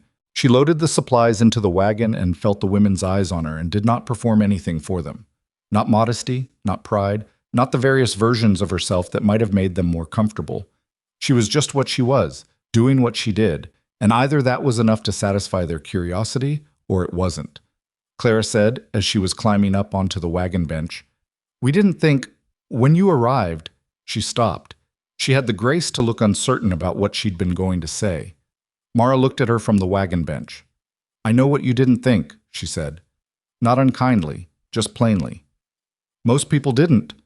She drove home on roads that were turning to spring mud, with 7 calves in the ledger and a running spring and a winter behind her that had done its level best to break everything she'd built, and hadn't.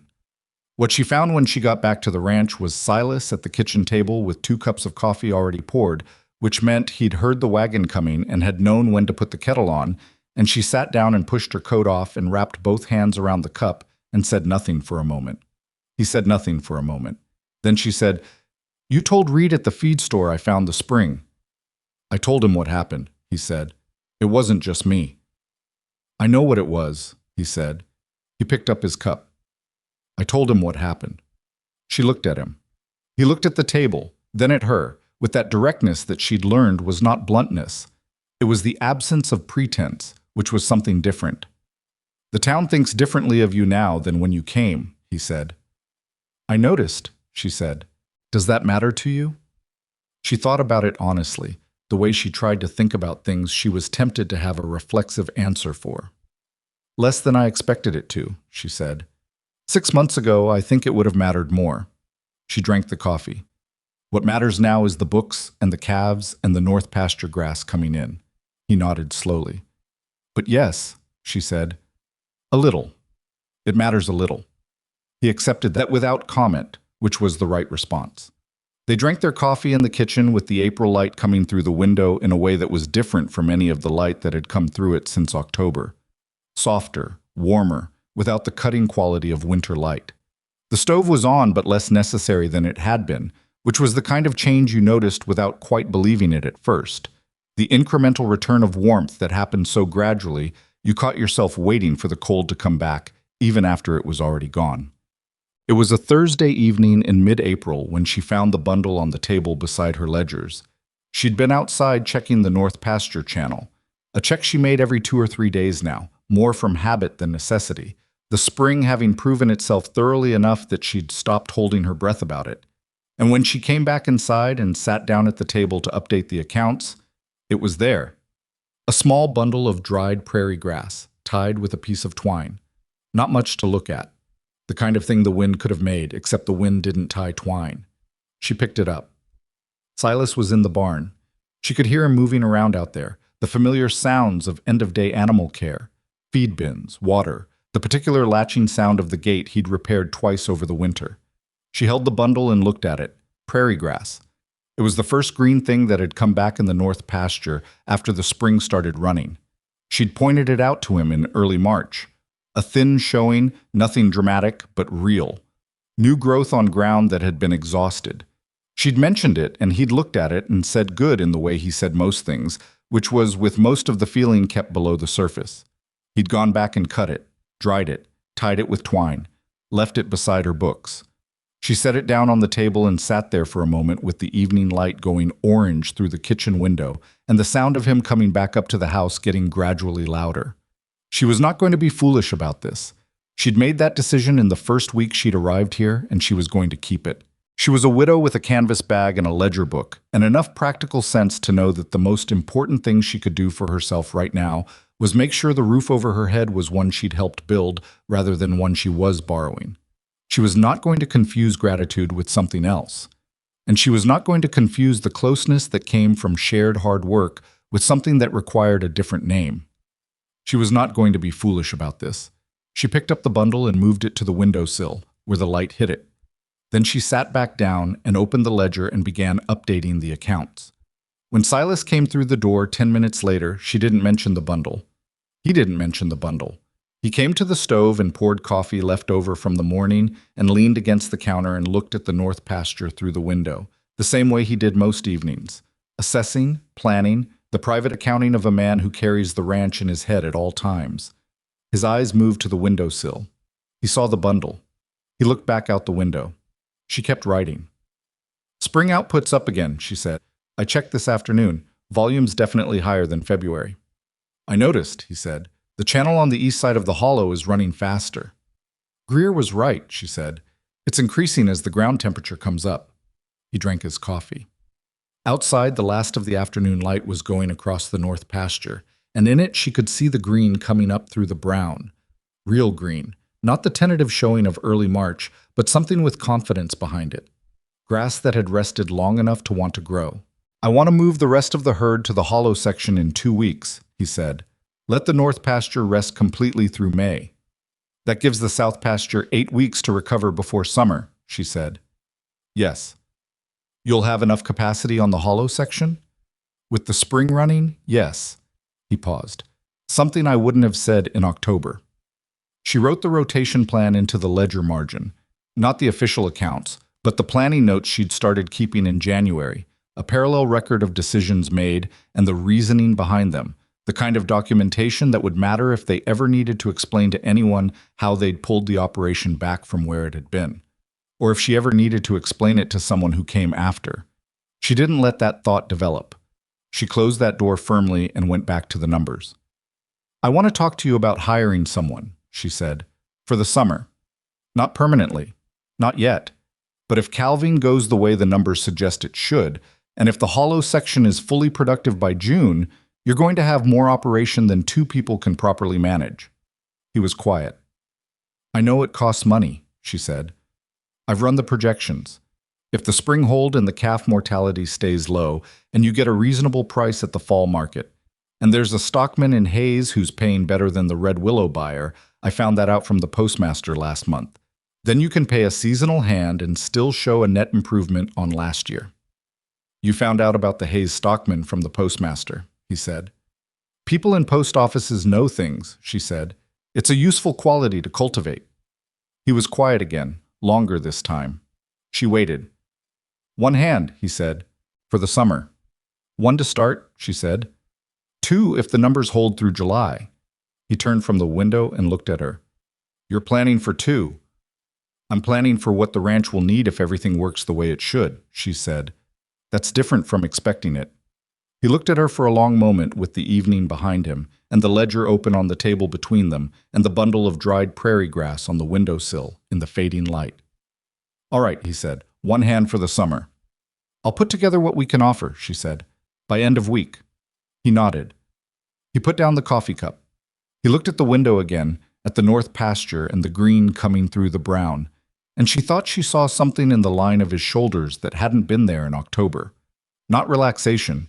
He would never be a relaxed man. That wasn't his nature. But something like the absence of the particular bracing tension of a person who is waiting for the next thing to go wrong. He still expected things to go wrong. So did she. Things went wrong in ranching the way things went wrong in life, regularly, without warning, without particular concern for timing or fairness. But expecting things to go wrong, and being defeated in advance by the expectation were two different stances. And the man standing at her kitchen window in April was standing differently than the man who had driven a wagon to town and had three men laugh at his advertisement. She saw that. She put it in the same place as the bundle on the windowsill, the repaired gate she'd noticed last week, the coffee that appeared beside her books on the morning she stayed up late, the private account she kept alongside the official one, the one with no numbers, just the small, specific weight of things that added up in ways she hadn't planned for and wasn't entirely sure what to do with. She kept writing. The light went. He stayed. The hand they hired in May was named Del Pruitt, 22 years old, from somewhere in Missouri that he described only as small and flat, with the kind of lean, tireless energy that young men who've grown up working have before the years start costing them something. He arrived with a bedroll and a good horse and a willingness to do whatever was asked of him without requiring it to be explained more than once, which put him immediately in Mara's good graces, since explaining things more than once was a use of time she found genuinely difficult to justify. Silas had hired him after interviewing three men in Red Willow. He'd come home and told Mara he'd found someone and described Del in about 4 sentences, which was Silas's version of a thorough report. She'd asked 2 questions. Could he work cattle, and did he complain? And Silas had said yes and no respectively, and that had settled it. Del arrived on a Monday and by Thursday had figured out the rhythm of the ranch well enough that he was anticipating tasks rather than waiting to be told. By the end of the first week, Silas had stopped checking behind him on the fence work. Mara watched this process with satisfaction and said nothing about it, because competence was its own argument and didn't need commentary. What Del's presence did, practically and immediately, was give the operation the ability to do 2 things at once. It sounds simple. It wasn't. For 7 months, every decision Mara and Silas had made had been filtered through the constraint of 2 people covering the work of what should have been 4. Every problem that arose during those 7 months had pulled at least one of them away from something else that also needed doing, and the management of that constant triage had been the invisible labor underneath all the visible labor. The mental load of prioritizing, of deciding which fire to let burn a little while you put out the worse one. Having a third person didn't just add 1/3 of the capacity, it multiplied the options. Suddenly, there was no reason a fence repair and a cattle check had to be the same person's morning. Suddenly, Mara could spend 3 consecutive hours on the books without calculating what wasn't getting done while she sat still. She didn't take those 3 hours for granted. She used every minute of them. June arrived the way June arrives in Kansas, suddenly and with full commitment, the temperature jumping 15 degrees in a week, the sky going from the thin pale blue of spring to the deep, serious blue of summer.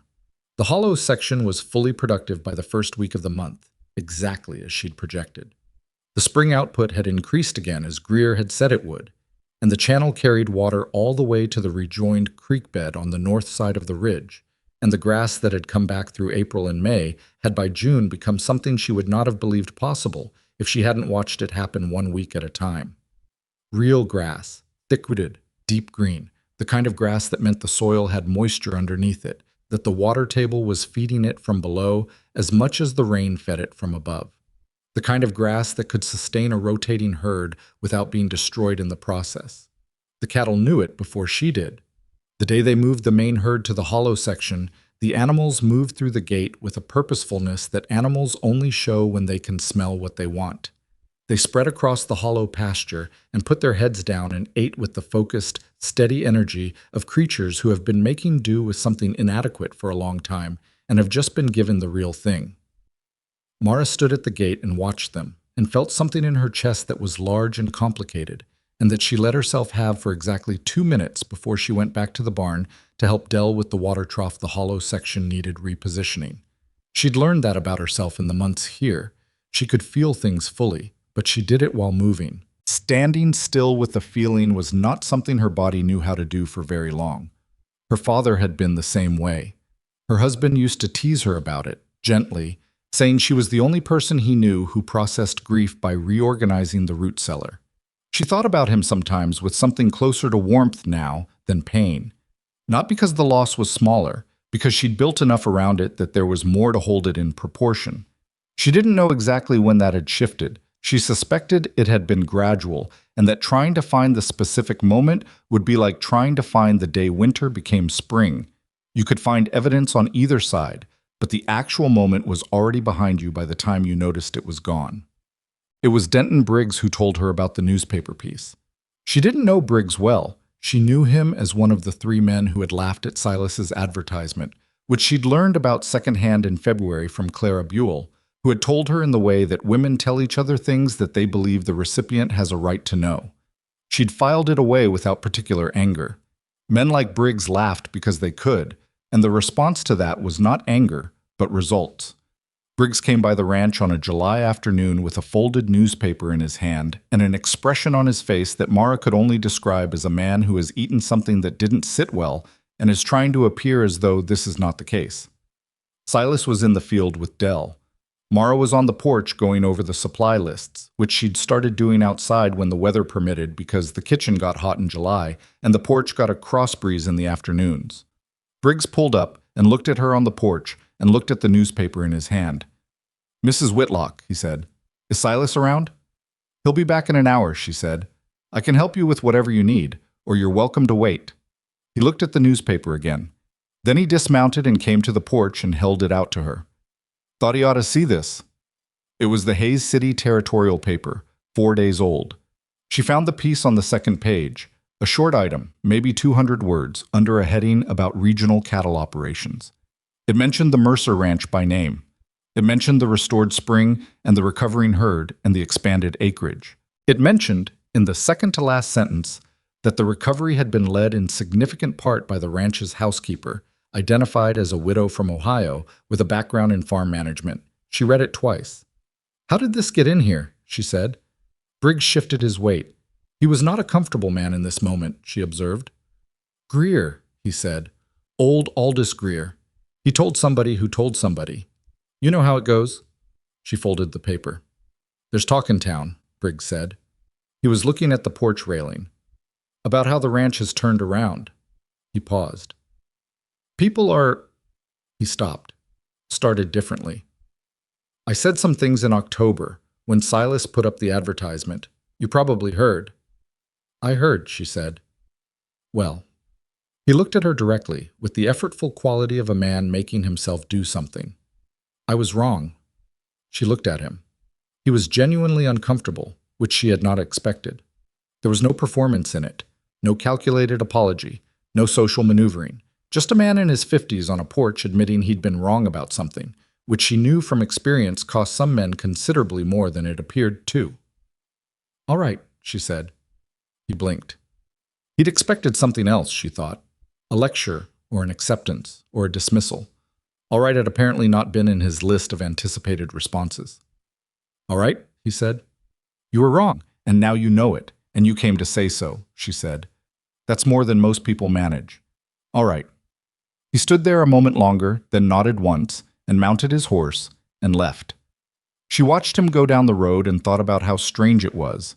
The moment you stopped needing someone's acknowledgement, it usually arrived. She kept the newspaper. Silas read the piece that evening without any particular expression, which was how he read most things, and set it on the table and said "Greer" in the flat tone of a man identifying a source. "He meant well," she said. "He always means well." He looked at the paper. "Does it bother you? Being written about?" She thought about it honestly. "No," she said. "It might have in October. Now it just seems accurate." He looked at her. "It is accurate." "I know," she said. They ate supper. Outside, Dell was finishing up in the barn, the sounds of it carrying through the open window on the evening air. The cattle were quiet in the hollow section. The spring was running. She had gotten into the habit, in the evenings, of saying the things she was actually thinking rather than the careful versions of them. She wasn't sure when this had started.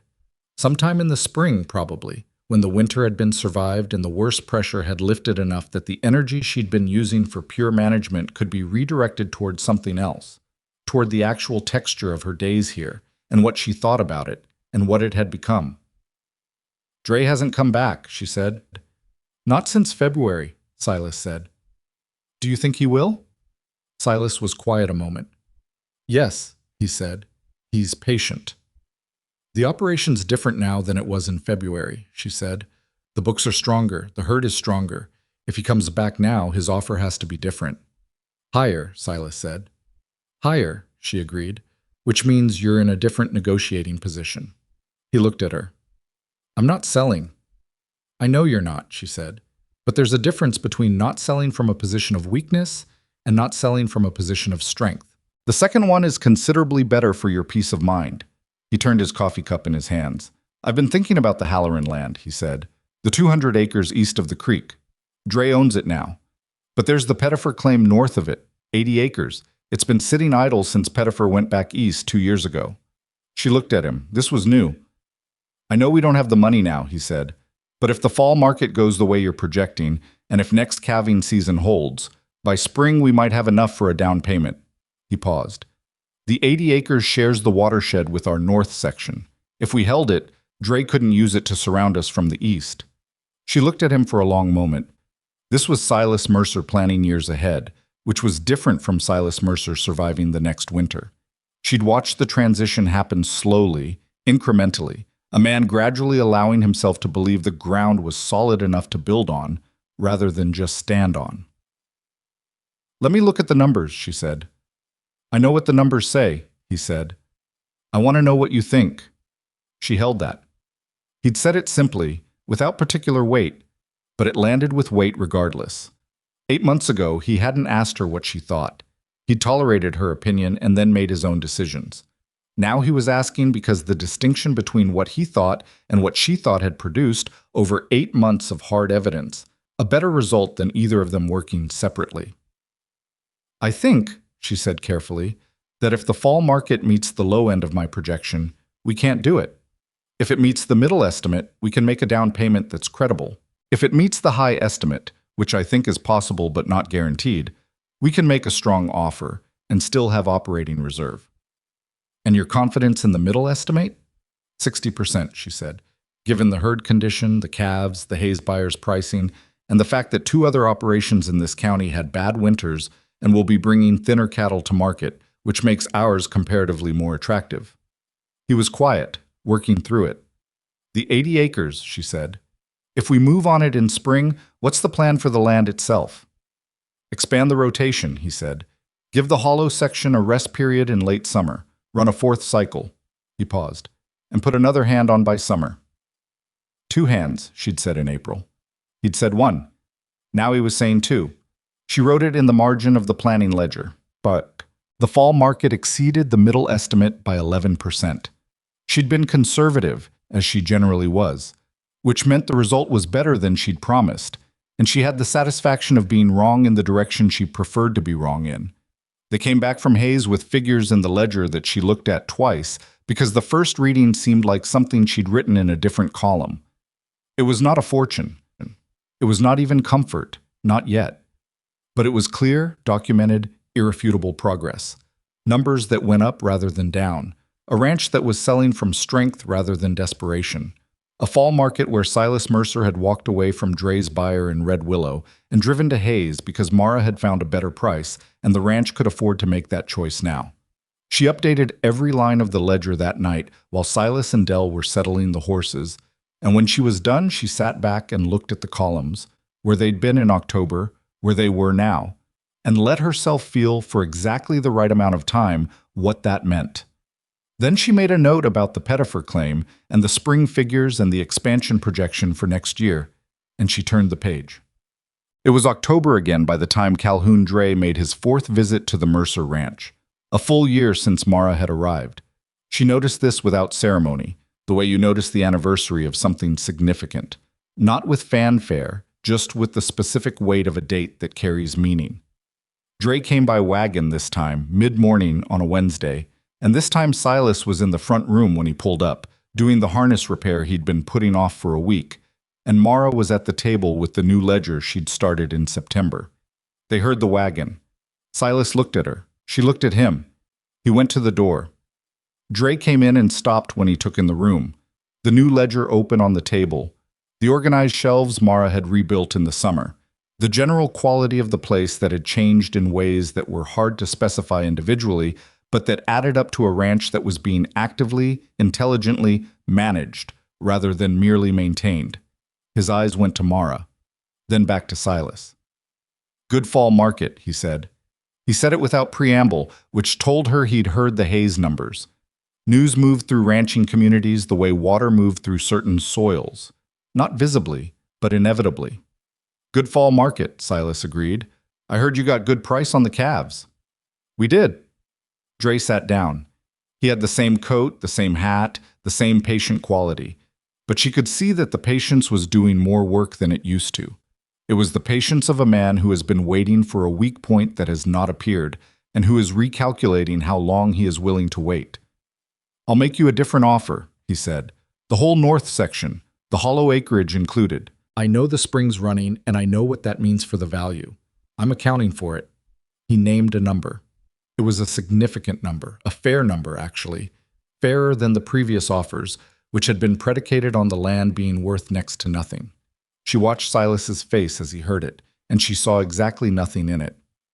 "No," Silas said. Dre looked at him steadily. "Silas, the answer is no, Cal," Silas said. "It's been no for 4 years, and it's still no."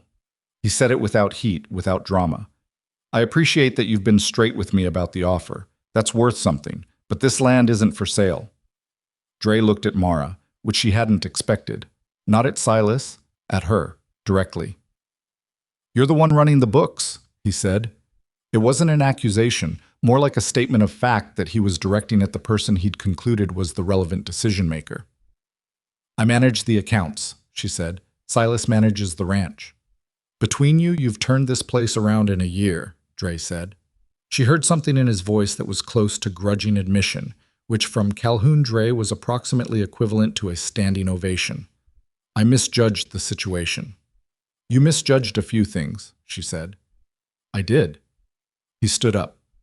He looked at the room one more time, the specific, assessing look of a man committing something to memory. "If you ever want to talk about the Pettifer claim, I've been approached about it." He said it carefully. "Testing." Silas looked at Mara. She looked at Silas. "So have we," Silas said. Something moved through Dre's expression. And then, unexpectedly, he smiled. A genuine one. Not the careful, patient smile of a man who was managing the conversation, but the real thing. "Well then," he said, "I'll see you at the spring market, Mercer." He left. And this time the sound of his wagon going down the road felt different. Not the retreat of a man who expected to come back to a weakened position. The exit of a man who had recategorized the situation and would adjust accordingly. Silas stood in the front room looking at the door. "He's going to bid on the Pettifer claim too," he said. "Yes," she said. "So we need to move before spring."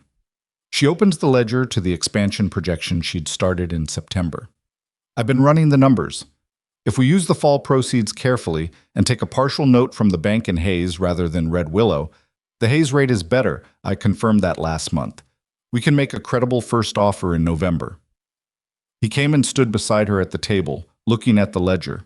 She could feel him reading the numbers, tracking the logic of it, following the projected path she'd laid out across the page.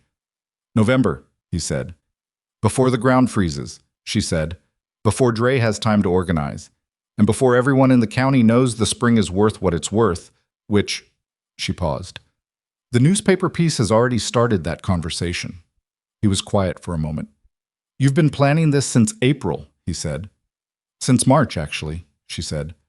"When January was born and I realized the herd was going to come through calving better than expected." He looked at her. That look, the one she'd been on the receiving end of for a year now, the particular quality of his attention when he was taking something in fully rather than partially. "All right," he said. "November." She wrote it down. Check. The Pettifer claim changed hands on the 4th of November, 1885, on a morning cold enough to see your breath, and clear enough to see the ridge from the front porch of the Mercer ranch house. Mara drove the wagon herself because Silas was dealing with a fence problem on the north line, and she'd told him to finish it and she'd handle the paperwork, which was entirely within her capacity to do. And he'd looked at her for a moment and then handed her the signed documents and gone to deal with the fence. She drove to Red Willow. She went to the land office.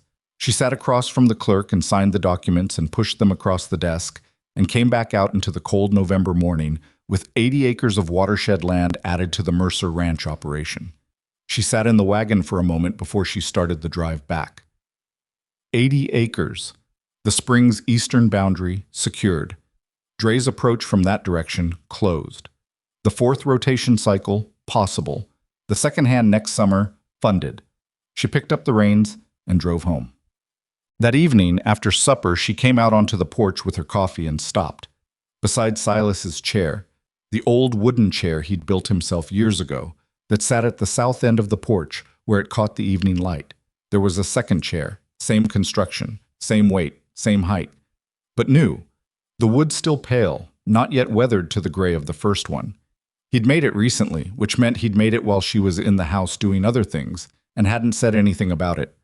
Both chairs faced east, toward the hollow, toward the ridge, toward the land they'd spent a year bringing back from what everyone in Red Willow had agreed was too far gone to bother with. She stood on the porch for a long moment, then she sat down. The new chair was solid under her, built for her weight, she noticed, the joints heavier than the first chair, the seat wider. He'd thought about what she needed and built for it without making an announcement about doing so. She heard the door open behind her and the familiar sound of him on the porch boards. He sat down in his chair without comment. They sat. The last light was going across the hollow section, turning the grass there a deep amber gold, and the cattle moved through it like slow ships, unhurried, healthy, content in the specific way of animals that have enough water and enough grass and enough rest between grazings. The spring was down in the hollow, invisible from here, but she knew it was running because she'd checked it that morning, and it was running, and it would be running tomorrow morning too. "The chair is good," she said. "Built it last week," he said. "I know, I could smell the cut wood." He was quiet a moment. "And you didn't say anything." "I was waiting to see what it was for," she said. He looked at her. In the evening light, his face had the quality it had in the early mornings and the late evenings, less guarded, the constant low-level alertness of a working man at rest for once, just briefly, between one day's work and the next. "Mara," he said. It was the first time he had used her given name in a year of daily conversation. She noticed it the way you notice a door opening that has been closed for a long time. Not with surprise, exactly, because you knew the door was there, but with the particular feeling of the air from one room meeting the air from another. She waited. "I want to ask you something," he said, "and I want to ask it plainly because I don't know how to do it any other way." "Ask it," she said. "I'd like you to stay," he said. "Not as the woman who manages the house and the books." He paused, chose the words with care. "As a partner in this, in the ranch, in—" He stopped, started again, with the determination of a man who has decided to finish a thing. "I'd like you to stay as my wife, if you're willing. But if you're not, I want you to stay anyway, because this place doesn't work without you. And I need you to know that I know the difference between those two things." She sat with it. The last light moved across the hollow. She thought about October, the canvas bag and the 11-word advertisement, and the 4 miles of silence in a wagon driven by a man she hadn't known. She thought about the first morning with the ledgers and the cold kitchen and the flue that needed cleaning. She thought about a wet hand in cold earth and the sound of water moving through ground that everyone had agreed was permanently dry. She thought about the photograph at the bottom of her bag, still face down, still carried, still not put away. She thought about what it meant to build something, not to find something built, not to be given something, but to put your own hands into the actual substance of a place and feel it change because you were there. "I need to say something first," she said. "All right," he said. "I came here with nothing," she said, "and I don't mean money. I mean, I had decided before I got on that train that the part of my life that was mine was finished, that whatever came next was just maintenance, getting through." She looked at the hollow. "I was wrong about that, and I needed to know I was wrong before I could be honest with you, or with myself." He waited. "I'm not the woman I was before I lost them," she said. "I never will be. She's not coming back, and I stopped wanting her to sometime around the second blizzard, when I realized the woman I am now cleared a blocked spring and kept 40 cattle alive through the worst January in 3 years, and that woman is not nothing." She paused. "She is, in fact, considerably more than nothing." "Yes," Silas said. She is. She looked at him. Yes, she said. I'll stay. He nodded once. He didn't reach for her hand or make any sudden motion. He just nodded and turned back to look at the hollow, and she turned back too, and they sat in the 2 chairs he'd built and watched the last of the light go over the land they'd spent a year saving. The territorial paper ran a longer piece in June of the following year. Not 200 words this time, a full column with a detailed account of the Mercer Ranch's recovery and expansion, the restored spring, the 80-acre Pettifer acquisition, the herd numbers, the second hand hired in May. The piece mentioned Mara by name and described her role without apology or qualification. It used the word architect, and she found that word more accurate than any she would have chosen herself. Denton Briggs read the piece and told 3 men about it at the feed store, which told her everything she needed to know about how far things had traveled. Dre came to the spring market that year and bought 2 of their calves at full price without attempting to negotiate the north section, which was its own kind of acknowledgement. Clara Buell asked Mara if she'd teach a class at the Red Willow Ladies Society on household accounts and farm management, and Mara said yes, because the knowledge didn't belong only to her and it never had. The second hand, a quiet man from Tennessee named Roy, who had a gift with sick animals that Mara recognized within his first week and made sure Silas noticed, helped them through a calving season that produced 12 healthy calves, the most the ranch had seen in Silas's memory. January, the first calf, had grown into a strong animal with her mother's frame and her own particular stubbornness, and she calved herself that spring without any assistance at all. There is a thing that happens to people who survive hard seasons. Not just weather, but the kind of hard seasons that are interior, the ones that no one can see from the outside. The ones that begin when something you built your life around is taken from you, and you are left standing in the absence of it, trying to remember who you are when the thing that defined you is gone. Some people never come back from that. They stay in the absence. They maintain and endure and get through the days, and the days become years, and they call that survival. Mara Whitlock had come very close to calling it that. What she understood now, in a way she could not have understood it before she did the work to earn the understanding, was that the difference between surviving and living was not the absence of grief, and not the presence of comfort, and not even the restoration of what had been lost. The difference was simpler and harder than any of that. It was whether you put your hands into the actual substance of something and stayed there long enough to feel it change. She had put her hands into frozen earth on a Kansas plain and found water. She had put her hands into a dying operations books and found the path back. She had put her hands against a fence post in the dark during a blizzard and held it straight while the man beside her got the wire in place. Small things, ordinary things, the kind of things that no one writes poems about, and that don't make for dramatic stories in the way that explosions and betrayals and sudden revelations do. But the ordinary things done consistently and with full attention and with the willingness to keep doing them when they're hard, those are the things that build the solid ground. Those are the things that last. The spring in the hollow was still running. The grass in the recovered pasture was thick enough now to hold the soil against a hard rain. The herd had doubled.